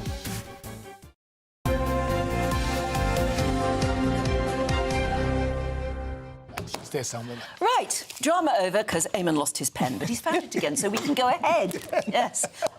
With us now to look through the newspapers this morning, Dawn Neeson and Chris Akabusi. And let's get straight down to it, Dawn, with Don't Say the M Word. Don't say the M word, Which M word is this? Well, millennials. I know. This is our Northern Ireland Civil Service have issued guidance to employees to how to hold a conversation without offending anybody. Oh, how do you? Basically, don't say anything to anyone ever. But civil servants have been advised against using phrases such as millennial or Gen Z or Gen Z, to avoid upsetting people. Because evidently, you have to use basically age. Just use sort of like the age you were born. Can I just stop you? Your little necklace is brushing against the microphone. Oh, is it? And causing annoyance. Sorry. You see, you're already offending. I'm offended. I would like to apologise. It warns against using terms such as millennial to describe different generations, and as it can reinforce negative stereotypes. Instead, staff should mention only specific years or decades in which people were born. I'm sorry, I find that slightly more offensive. You can call me boomer, that's fine, I don't mind that. But if you say, well, you were born in the mid-60s, weren't you? And it's like, it's slightly more offensive. And you can't say things like, it's raining cats and dogs, in case the expression would be taken literally, which gets me to say, this is not aimed at us.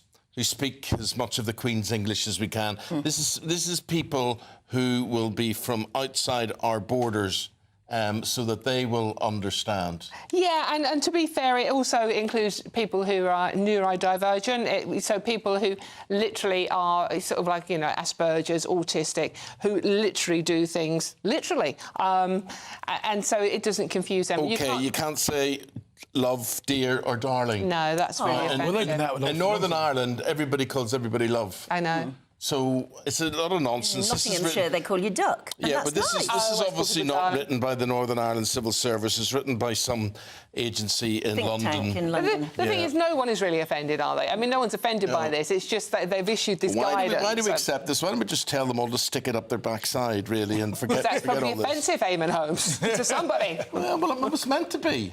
Yeah, but you don't mind that. I don't mind that. No, but it's meant to be offensive. Yeah. Stick it up your backside, darling. Now, that is I really don't think we need to repeat it too often.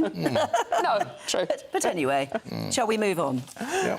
Chris, did you want to talk about Sir Chris Hoy quickly again? Yeah, no, indeed, because obviously, Sir Chris Hoy has revealed that he's got terminal cancer, stage 4 prostate cancer.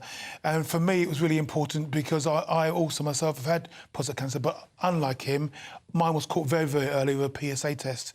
And what I wanted to point out that for Sir Chris Hoy, it was in his family, and because the national age, you have to be 60 before you get a regular test in, mine was found very early. He's 48, his wasn't found till late. He had a pain in his shoulder, it already metastasised.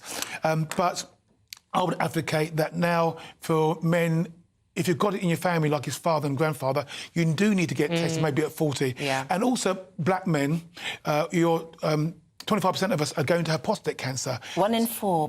Yes, exactly, 1 in 4. So it's 1 in 8 for men in general, but it's 1 in 4 black men who have prostate cancer. So it's a very serious illness that can be caught so early and dealt with. Yeah. You know, I think a lot of men don't like going for testing because they think it's that, you know, the old-fashioned test of bending over too far and yes. But it doesn't have to be like that at all at the beginning, does it? No, anyway? no, absolutely no. It's not. In the first instance, it is a simple blood test. It sees that your PSA has gone up. Mine went up rapidly in the space of 4 weeks. When they caught mine, they actually said to me, look, we can leave this for a 5 because it's very slow progressive cancer. So Chris Hoy, for example, I don't know how long he's had prostate cancer. He doesn't know. You know, he's obviously had it for a while because it's gone all around the body. Yeah, exactly. It's normally a very slow-growing cancer, which is why if you do get it early, you can actually, you know, you can go. I was listening to a chap talking on the radio this morning. He was diagnosed at 62 and he was phoning in. He was 84 years old now. Oh. I mean, most men will die with prostate cancer, but not of it. No. That's interesting. Yeah. But yet, in the Daily Star reporting today, Dawn, that white people in Britain are dying at a higher rate than ethnic minorities because of... our lifestyle choices, Eamonn, unfortunately, such as drinking and smoking, basically. Mortality rates by ethnicity found that in almost all cases, white Brits are dying in higher numbers, despite on average being more affluent. Many of the people involved in the survey are maybe Muslim, so people from the South Asian places like that. So they're not drinking They're alcohol. not drinking, no, absolutely, and certainly the women, but white native Brits are smoking and drinking way too much. Thank you very much. Thank you both for your contributions today, Dawn and Chris. Now let's get your weather update. Here we go.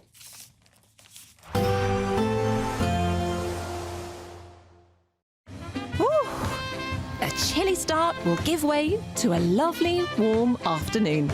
Boxed heat pumps, sponsors of weather on GB News. Good morning and welcome to your GB News weather update from the Met Office. After a very wet and windy day on Sunday, storm Ashley will gradually clear, leaving blustery showers in the north and drier towards the south. We still do have a wind warning in force across northern parts of Scotland, so still some windy conditions here with blustery showers moving across Scotland and Northern Ireland. Towards the south of that, largely dry with some hazy sunshine, cloudiest further towards the southeast with some patchy outbreaks of rain. But generally lighter winds here. We could see temperatures up to 15 or 16 degrees, a touchdown on what we saw on Sunday, towards north 11 or 12. So as we go through Monday evening, it's a case of showers still pushing through on that brisk wind across parts of Scotland. So many places seeing some showers during a rush hour. Those showers continuing across parts of Northern Ireland as well, but across northern parts of England, some early evening sunshine mixed in with a few showers here. These continuing across parts of Wales as well, but across the southeast, a largely dry end to Monday with some clear spells as we go into the night. So as we go through Monday night, again, showers continuing across Scotland, but moving their way southwards, affecting parts of Wales and northern England as we go through the early hours of Tuesday. Clearer skies now developing towards the far southeast to start Tuesday morning. Might be a little bit chillier out there as well underneath the clear skies, temperatures dropping into the high single figures. But that does mean a bright start, especially across the southeast of England and across parts of Scotland as well. But it will be a case of sunny spells, but a few showers around as we go through into Tuesday and into the afternoon. Otherwise, there will be lighter winds out there through Tuesday compared to what we've had on recent days, with highs 11 or 12, but 16 in the south. Bye-bye. There will be a light breeze in the morning, leading to a warm front. Boxed heat pumps, sponsors of weather on GB News. The latest GB News travel. Good morning, I'm Russell Holding. There's disruption to a number of CalMac ferry sailings this morning because of poor weather conditions. There are delays of up to an hour. Some cancelled trains between Carlisle and Barrow-in-Furness because of an obstruction on the line. On the M6 in Lancashire, there are northbound queues after traffic was stopped between junctions 31 and 31A from Samlesbury to Longridge. Queues back along the northbound M61 towards there. Train services are suspended between Blackburn and Bolton because of a fallen tree on the line. In Lincolnshire, the A15 is closed northbound towards the A158 east of Lincoln because of flooding. The M25 from Essex into Kent, it's down to 2 out of 4 lanes anti-clockwise, with the right-hand Dartford Tunnel is closed after a spillage with queues from junction 3. And the M25 in Kent also closed clockwise from junction 5 for the M26 to 6 at Godstone after a lorry caught fire. It's also down to a single lane anti-clockwise with the M26 closed towards there. You can stay up to date throughout the day by visiting our website, gbnews.com. This is the final week to grab your chance to win a whopping £36,000 cash in the Great British Giveaway. That's like having £3,000 each month for an entire year. Extra cash in your bank account that you can do whatever you like with. Make sure you don't miss out. Get your entry in now. Just one entry could make you the winner. For another chance to win £36,000 in tax-free cash, text cash to 63232. One entry costs £2 plus one standard network rate message, or text bonus to 63232. 5 entries cost £5 plus one standard network rate message. You can enter online at gbnews.com/win. Entries start from just £2, or post your name and number to GB08 PO Box 8690 Derby DE1 9TT. UK only. Entrance must be 18 or over. Lines close 5 p.m. this Friday. Please check the closing time if listening or watching on demand. Good luck. Why go out on a Friday night when Friday night comes straight to your home? Talking about? Join me and my A-team of top pundits. Chemistry tonight is electric. As we tackle the big stories of the day with wit, insight and fearless energy. Man of the people. It's all vibe. Just a filing cabinet on wheels with a tie on. So, order in Friday Night Live with me, Mark Dolan, every Friday at 8, only on GB News, the People's Channel, Britain's news channel. Join me, Camilla Tominey, for a frank and honest discussion with those in power that cuts through the spin and gets to the heart of the issues shaping our nation. You haven't confirmed that you want to stand as leader, but you haven't ruled it out either. This report basically says that he's not fit to stand trial. Is he indecisive? Incompetent? I deliver the dose of reality Westminster needs. That's the Camilla Tominey Show at 9:30 every Sunday on GB News, the People's Channel, Britain's news channel.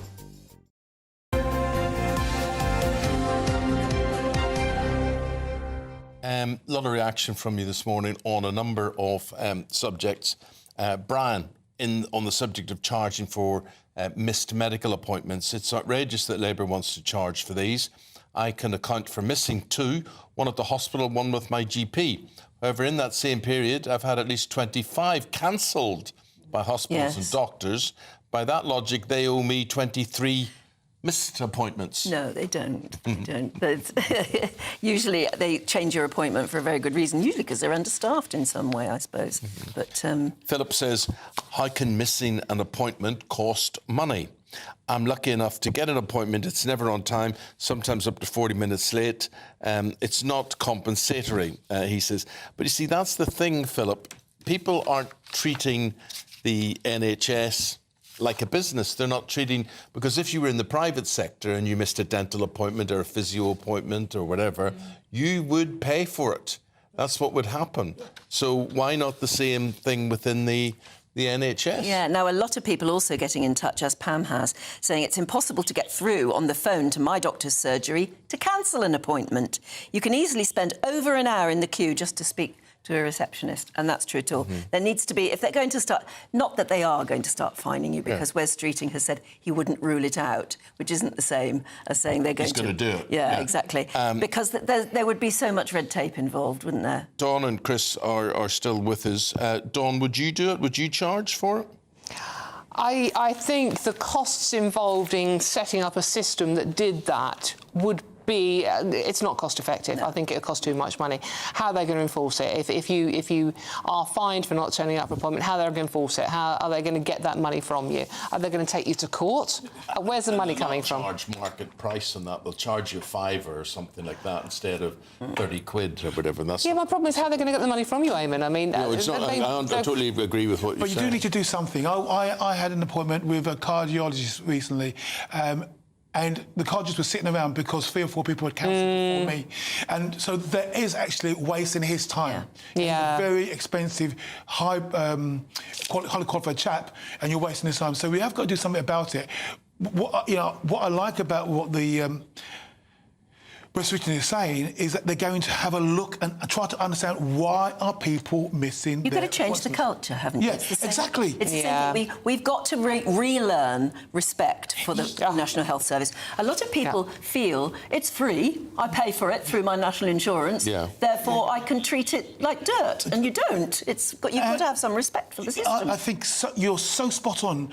I think the loss of deference for people like means that we think it's like your mate, not turn up late for your mate. No, this is not your mate. This is a highly paid professional who's looking after your welfare, not just yours, but the rest of the nation, and it does cost money. So that's a very good point. Deference in society has gone. The idea that I'd mess around with a doctor or a policeman or anybody no, never. Oh, Lord, no, absolutely. Because back to that... So how do you get respect back into our culture? You have to start with good parenting, and that's where it has to come from, isn't it? And I say that doesn't seem to be our strength at the moment. Well, yeah, and also you have to elevate the community over the individuality. The fact is that when baby boomers, who come off the back of the war, child generation, you still had that respect for what the country had been brought up in. Whereas now, individuality, my body, my right, we do things our way. We have lauded individuality, virtuosity, and a way of operating that means actually I'm more important than you. Well, I'll tell you who's more important than you, my friend. And that is the Health Minister, Stephen Kinnock. Dawn, Chris, thank you very much. Thank you very much, Stephen. We are now joined indeed by Health Minister Stephen Kinnock. A very good morning to you. Thank you for coming on the programme. Hello, good morning. Hi. Morning. Thank you. Stephen, the stuff that Wes Streeting was talking about over the weekend about reforming the National Health Service, I mean, you look at it and you think, this is really good ideas. I mean, the idea that you would have your community GP, and within that building there would also be physiotherapists or chiropodists or people like that. This makes sense. It makes sense to anybody who goes to a doctor and then is referred elsewhere. But you've tried it, not you have tried it before, but government have tried it before, and indeed one of that was a Labour government. Why hasn't it worked before, Stephen? Well, I think we've had 14 years of Tory neglect and incompetence where they haven't really tried to reform anything, apart from the Andrew Lansley reforms in 2012, which were a complete and utter disaster. So we are, in a sense, starting from scratch. I think there's two reasons why it will work this time. One, because of the depth of the crisis that we're in. The country loves our NHS and care system, and they want to change it, they want to reform it, and we know now that if we don't reform, it will die. So the choice before us is very stark, and I think that will act as rocket fuel to push these reforms forward. And the other is this big national conversation that we're launching today, and I would urge all of your viewers, Eamonn, to get onto the online platform change.nhs.uk and get involved. And I think that's going to be really important, because we recognise that real change doesn't come from behind a desk in Whitehall or Westminster. It requires all of the staff, all the patients, everyone with lived experience, and everyone who cares about the future of our health and care system to get involved. And I think if that happens, we can create a national movement for change, and that's going to be the kind of real and sustainable change that the NHS and care system needs if we're going to make it fit for the future. We've just been talking here in the studio about the fact that, you know, missed appointments, for instance, a big problem, need to do something about that. How can we as a country start to gain a bit more respect for the National Health Service as an institution instead of taking it for granted?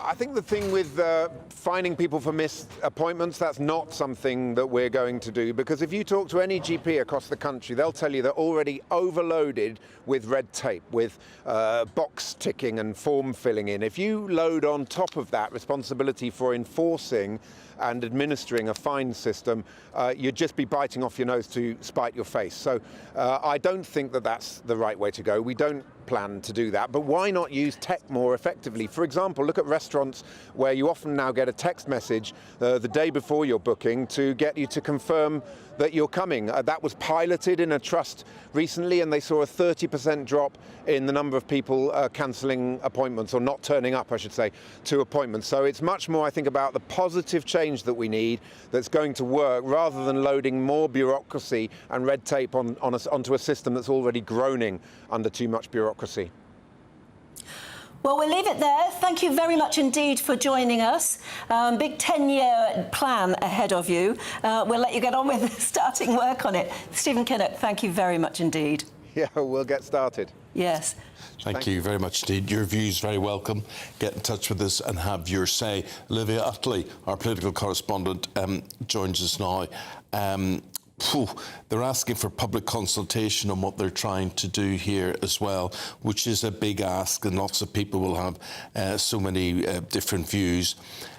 It's like an oil tanker. It will take a long time to turn around. What's your reading of the situation? I think that is the worry for quite a lot of people working in the health industry, that this will all take a long time to turn things around. This is Labour's attempt, after weeks and weeks and weeks of telling us just how terrible the budget is going to be, filling us with doom and gloom, to show that, you know, there was a point for voting for Labour in the first place. They do have a plan for the NHS.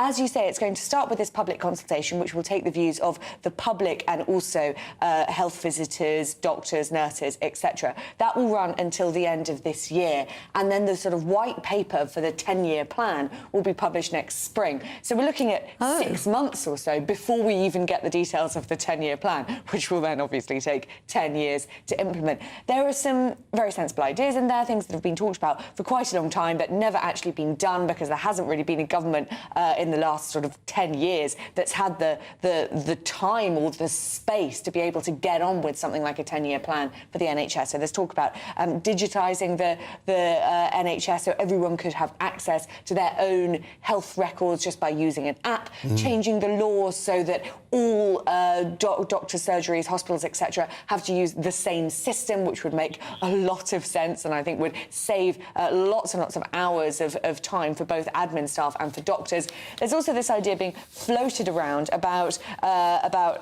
charging people for missing their appointments. Now, Wes Streeting at the moment is saying that's not something that's on the top of his list of things to do, but if once they've got all of these reforms in place, people are still missing their G appointments, it is something he would consider. Now, again, that does seem to make financial sense if you just look at the sort of headline figures.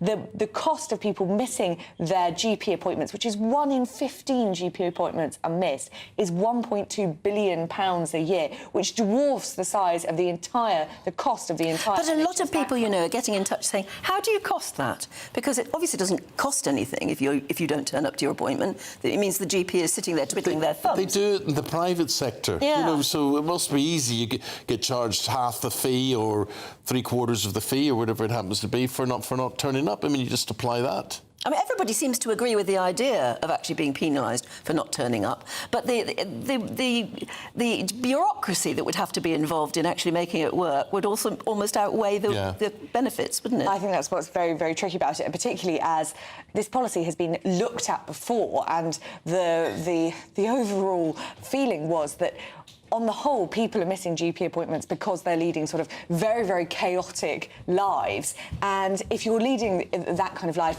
then you are one of those people who it's probably quite tricky to track down and fine at all. So it's a bit of a Venn diagram of these people who are unable to attend their GP appointments because they're sort of all over the place, perhaps living in unstable housing agreements, etc. And those are also the people who it's most difficult to find. So how this would work in practice, we really don't know. But as I say, Wes Streeting is talking down that possibility at the moment. Well, thank you for turning up. We'll not charge you anything today for that. Thank you. That was good, right on time. Thank you very much.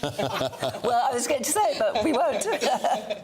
Now, we had Robert Jenrick on the programme earlier this morning, the Conservative leadership hopeful, and what he's trying to do is win over party members by offering a plan to give child grooming gangs life sentences. We're talking full life sentences for the crimes that they commit as paedophiles. Someone who knows an awful lot about this topic is GB News reporter Charlie Peters. Hi, Charlie. Did you take him out afterwards and ask him those very blunt questions you said you were going to ask him? Most of all, why, if he wants to do something about grooming gangs, didn't he do them earlier when he was actually in power? Well, Romney asked those questions in the last hour, particularly on some of the powers he's announced in this quite broad policy announcement on tackling grooming gangs. A lot of those powers were already there when he was the immigration minister, when the Conservatives were in charge.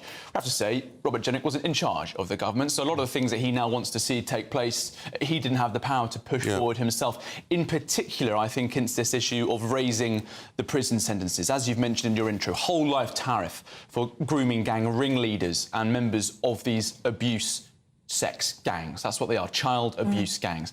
It's important to use the term grooming because it captures the model of this form of group localised exploitation, which is to induce children into feeling as though they're part of a relationship through gifts. You mentioned that they are sweets often, but it progresses very aggressively often to drugs and alcohol. It is a heinous form of abuse. In so many of these cases around the country, it's involved, frankly, torture of some of these children, thousands of children. And so him calling for whole life tariffs, many will hear, well, it's about time. And also he's calling for the deportation of offenders automatically if they have dual nationality or if they are foreign born. I think we have a clip we can play of what he said in the last hour. Is action now to try to eliminate this, because only a fool would believe this isn't happening today on our streets somewhere in our country. What I want to see are mandatory life sentences for these despicable predators, so that you're not out in 14 years, as the current law suggests, or less, but actually you're never out of prison again. I want those of these predators who are not British citizens to be removed from our country with compulsory deportations. And the public officials who turn a blind eye for fear of racism or community relations, I want them to be prosecuted and barred from working in the public sector ever again.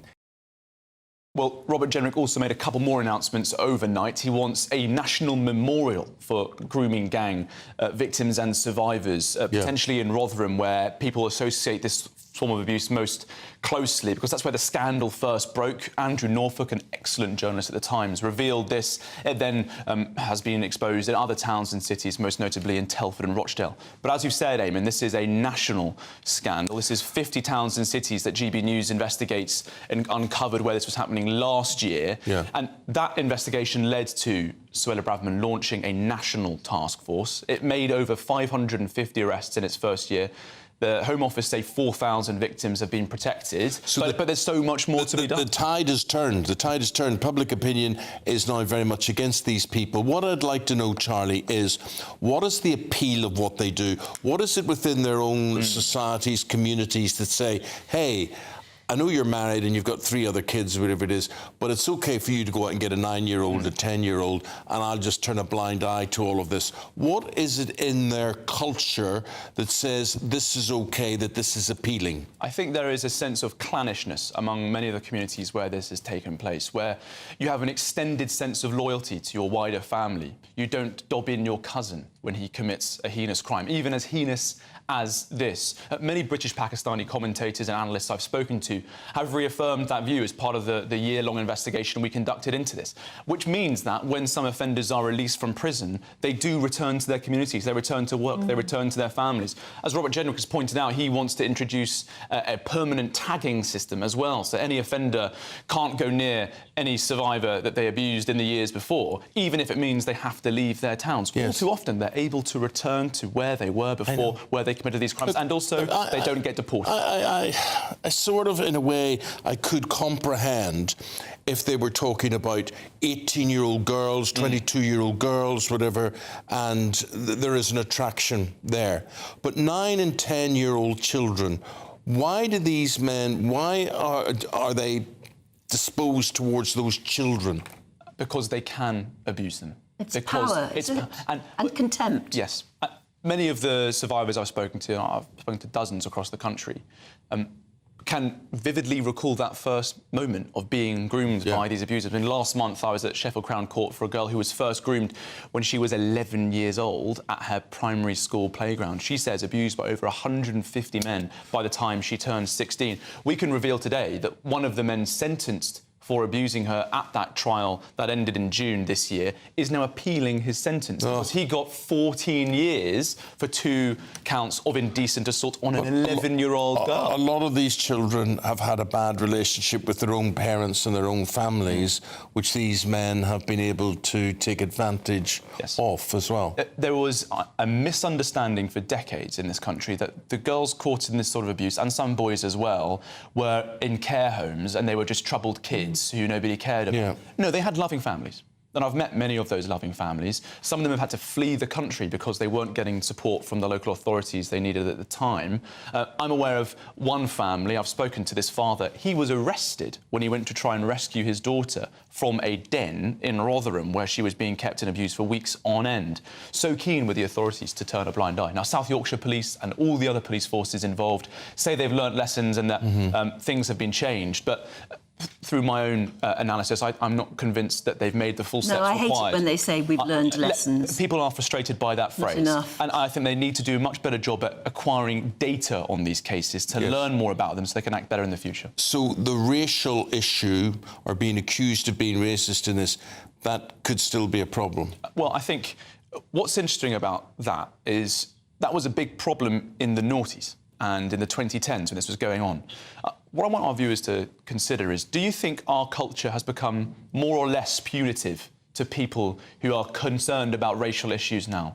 Do you think you're more likely to speak out confidently when you see something like this? Or do you think our culture has become more aggressive on people who want to speak on controversial issues? What do you think? Yeah, Definitely the latter. People are definitely more silenced and concerned about this stuff. Kemi Badenoch 2 weeks ago, Robert Jenrick's opponent, she said that not all cultures are equal, and this was some great controversy. It led to widespread debates, and she was attacked for this. If you can't even say that, how can you call out cultures that lead to this sort of heinous charge? Well, you can't, and then this thing goes on. Quite right. Good luck to you and what you've done and helping these children, and many of them adults now as well. And we'll see your reports throughout the day, and we'll hear from you, obviously, throughout the rest of the year. Keep up the great work. Absolutely. Thank you very much. Thank you. OK, we'll move on at 9:14. Still to come, King Charles and Queen Camilla go walkabout down under. But one very vocal politician puts a spanner in the works. Give up against Dolan! This is not your land! This is not your land! You are not my king! You are not our king! She's an Australian senator. Back after this.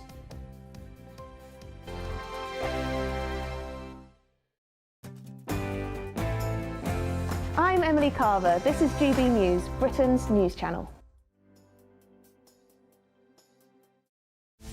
This is Britain's Newsroom, where your voice matters. It's just astonishing. With expert analysis and honest opinion, we don't just keep you informed. We bring you unique perspectives you won't see anywhere else. Can't argue with any of that. When the news happens, it happens here. On Britain's Newsroom, weekdays from 9:30 a.m. Only on GB News. Britain's Newsroom, weekday mornings from 9:30.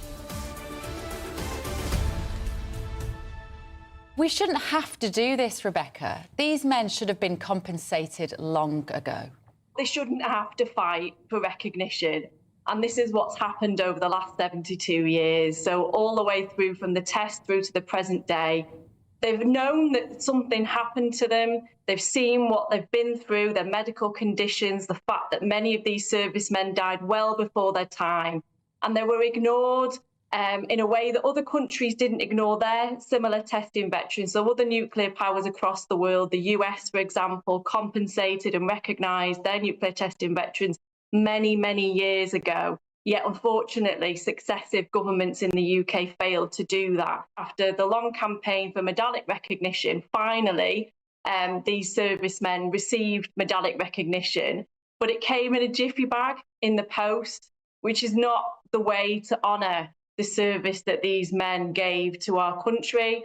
There needs to be an understanding and an uncovering of the truth of what they actually went through. They've been fighting for many years for access to their medical records, for example, urine and blood tests that they know were taken during their service. But when many of these families have tried to access their records, these test results seem to be missing, and there's no explanation as to why this has happened. What basis does the Ministry of Defence say it's not our responsibility? Well, we know from other studies across the world and subsequent studies, it showed, staggeringly that these men were exposed to the same amount of radiation as clean-up workers at Chernobyl. Yeah. And it doesn't take a rocket scientist to understand it. GB News, the People's Channel. If you want your news to be straight talking, this is the nightmare for the Conservatives again. Down to earth. It's not just Nottingham where this is happening, is it? And most importantly, honest. Hard-working, middle-class taxpayers, they'll get the book thrown at them. They catch me, Martin Daubney, Monday to Friday, 3 till 6 p.m. on GB News, Britain's news channel. I'm Tom Harwood. This is GB News, Britain's news channel.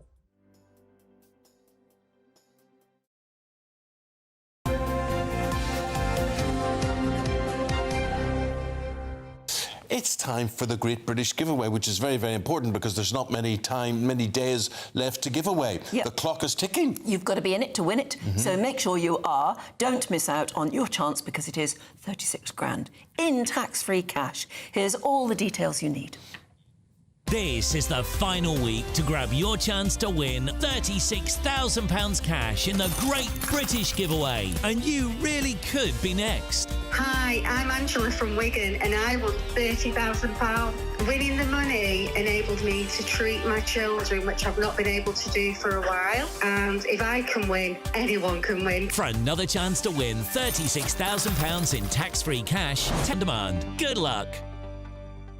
Poll that we've started to run today, and we want you involved, and by the looks of this you want to be involved. So we were asking, do you basically think the Chancellor, when it comes to her budget, you're going to be hit with taxes? Okay, so will she raise taxes on working people? Yeah, which is specifically what she said she wouldn't do.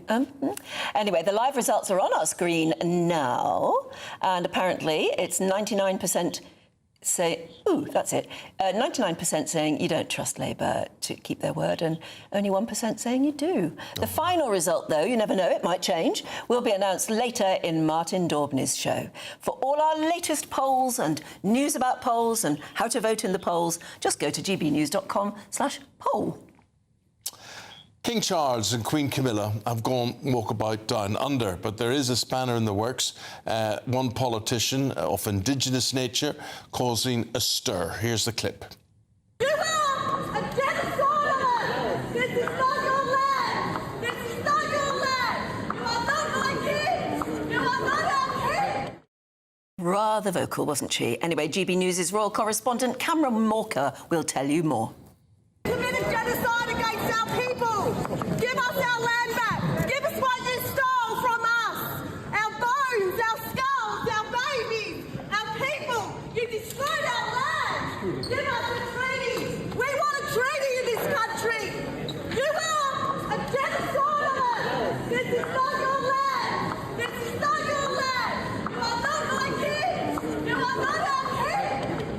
Well, some very dramatic scenes inside the Parliament building here in Canberra as Lydia Thorpe, a Victorian senator, interrupted the end of King Charles's speech, literally screaming at him, "You are not my king, this is not your land." She had to be pushed out of the chamber because her outburst just continued and kept continuing and can clearly completely overshadowed events inside the building itself. The King was here to spend time with lawmakers here in Australia as well as attend a reception.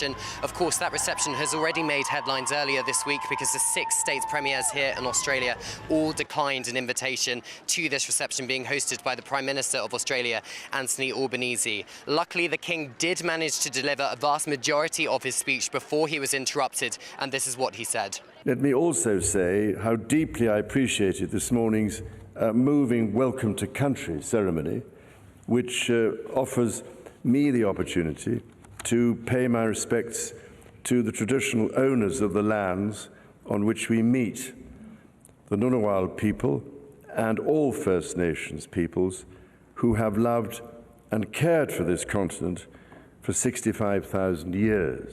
Well, the King and Queen seemed unbothered by the outburst when they emerged from the Parliament building a little earlier on. They greeted members of the public with smiles who were cheering them on. Of course, the public have been waiting hours in this searing heat here in Canberra to get a chance to meet their Majesties, and their Majesties very much obliged. They spent quite a lot of time with members of the public here. I spoke to a few of them earlier, and this is what they told me. To come all this way, it's amazing when he hasn't been well. I've never seen them in the flesh before, so I'm just really excited. Oh, it's a big deal. New King's in town, come to meet his delegates. It's good, isn't it? Absolutely wonderful for the country. I mean, they just love this place, and I think the people love them as well. I love royalty, I love the monarch. It's our heritage here in Australia for a lot of people, so it's really nice to celebrate it and be proud of. The King has a very gruelling schedule here today. He's got several other engagements before he concludes his day in Canberra. Tomorrow he's got a full day of engagements in Sydney, and then on Wednesday he's flying off to Samoa for the Commonwealth Heads of Government meeting and a state visit. So despite his cancer diagnosis, he is still very much working hard. Working hard, and it's we're interesting that it's very sizzlingly hot down exactly, and which is a tremendous advert for the whole of Australia with that. But it really is. That's the start of their summer, and as we head into winter now. But the lady, the protester there as well. What's she after, really? Do you think? Well. I'm not sure. I'd have to learn more about it, but I'm sort of thinking, well, Britain doesn't really have any power or control anymore, No. so what is she shouting about? But she's got herself a lot of publicity for doing it, and King Charles has said nothing about it so far. No. So there we go. Hope you've enjoyed the programme today. Yes, thank you so much for joining in, because our Your Say columns have been very, very busy. We can't read them all out, but we've certainly given you a fair whack, I think, today, with some interesting subjects too. Have yourselves a good day. I'll see you in the morning. Anne won't, but have a good day. Be in bed watching you.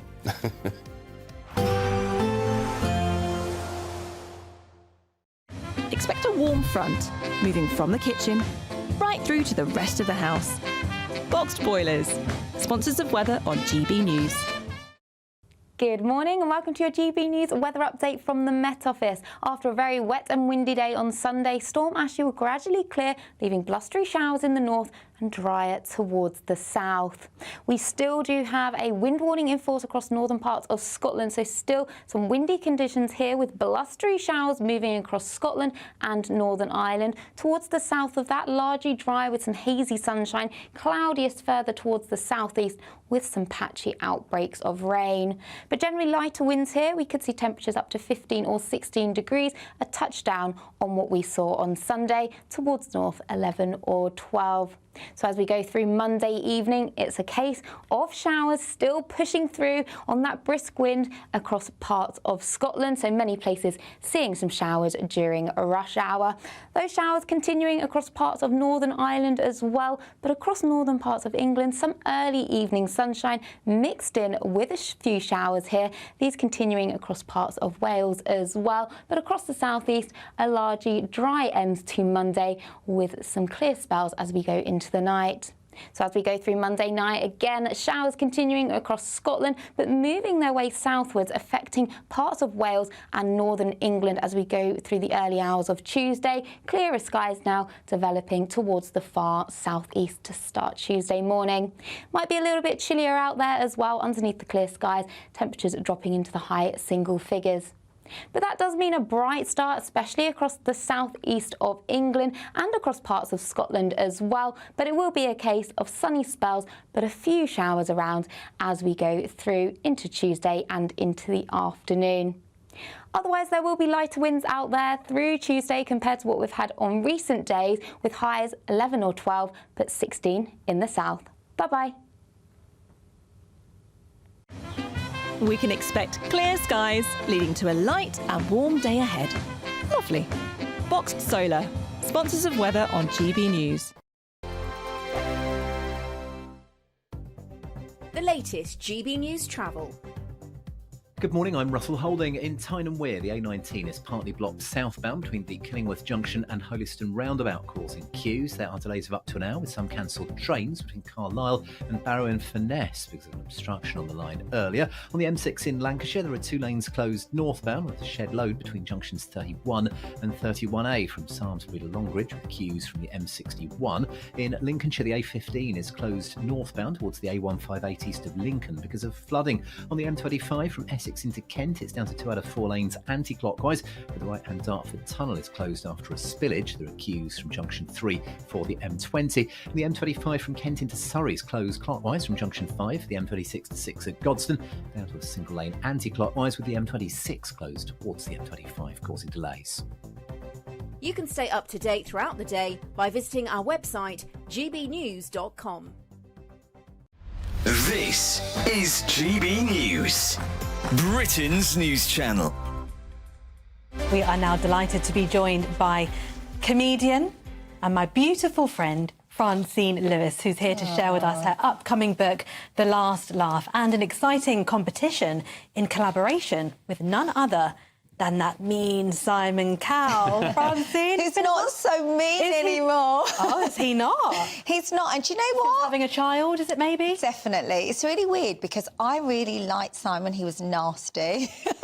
I just found that, I don't know, quite sexy. Now he's way too nice. Way too nice. That's what they say, isn't it? You get all the nice guys say, I never get any luck with women. And they always say I'm too nice. Do you know what? The truth is, I've always thought Simon was lovely. He's such a nice guy. Like, when I was doing Britain's Got Talent, I was very, very excited, you know, to meet Simon again because it was the second time I'd actually met him.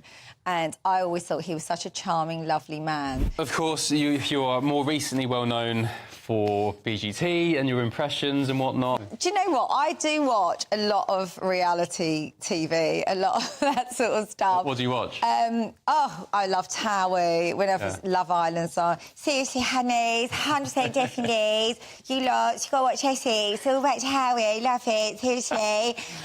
So I'm always doing, you know, whatever the new reality shows are. Another favourite is Katie Price, and we've got a video, I think we've got a selfie video of us doing... Have we? Yeah, we have, from I'm showing years ago. Tatiana to Katie Price, which she does amazingly. Come on, Tatiana, let's... No, I don't. Tatiana! Katie, there's a mixture between Katie Price and Tatiana. What do you think? I love when people take me off. It shows what a big star I am. It's the lick of the lips. The People's Channel.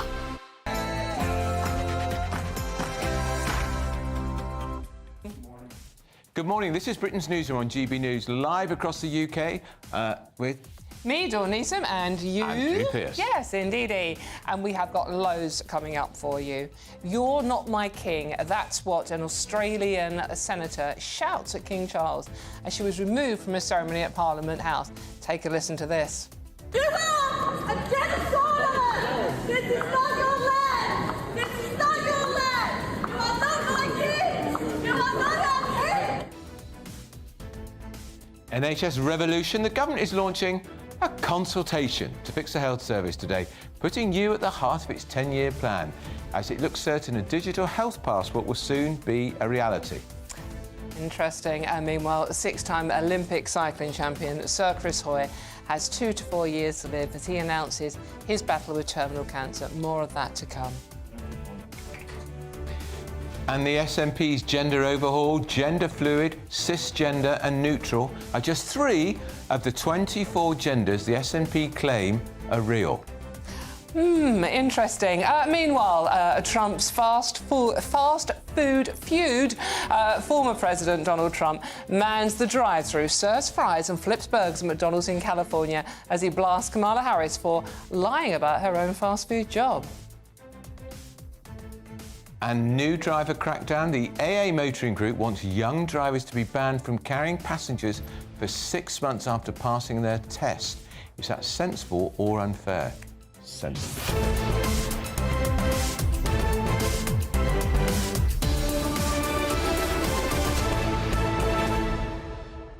This is on the back of the 4 young men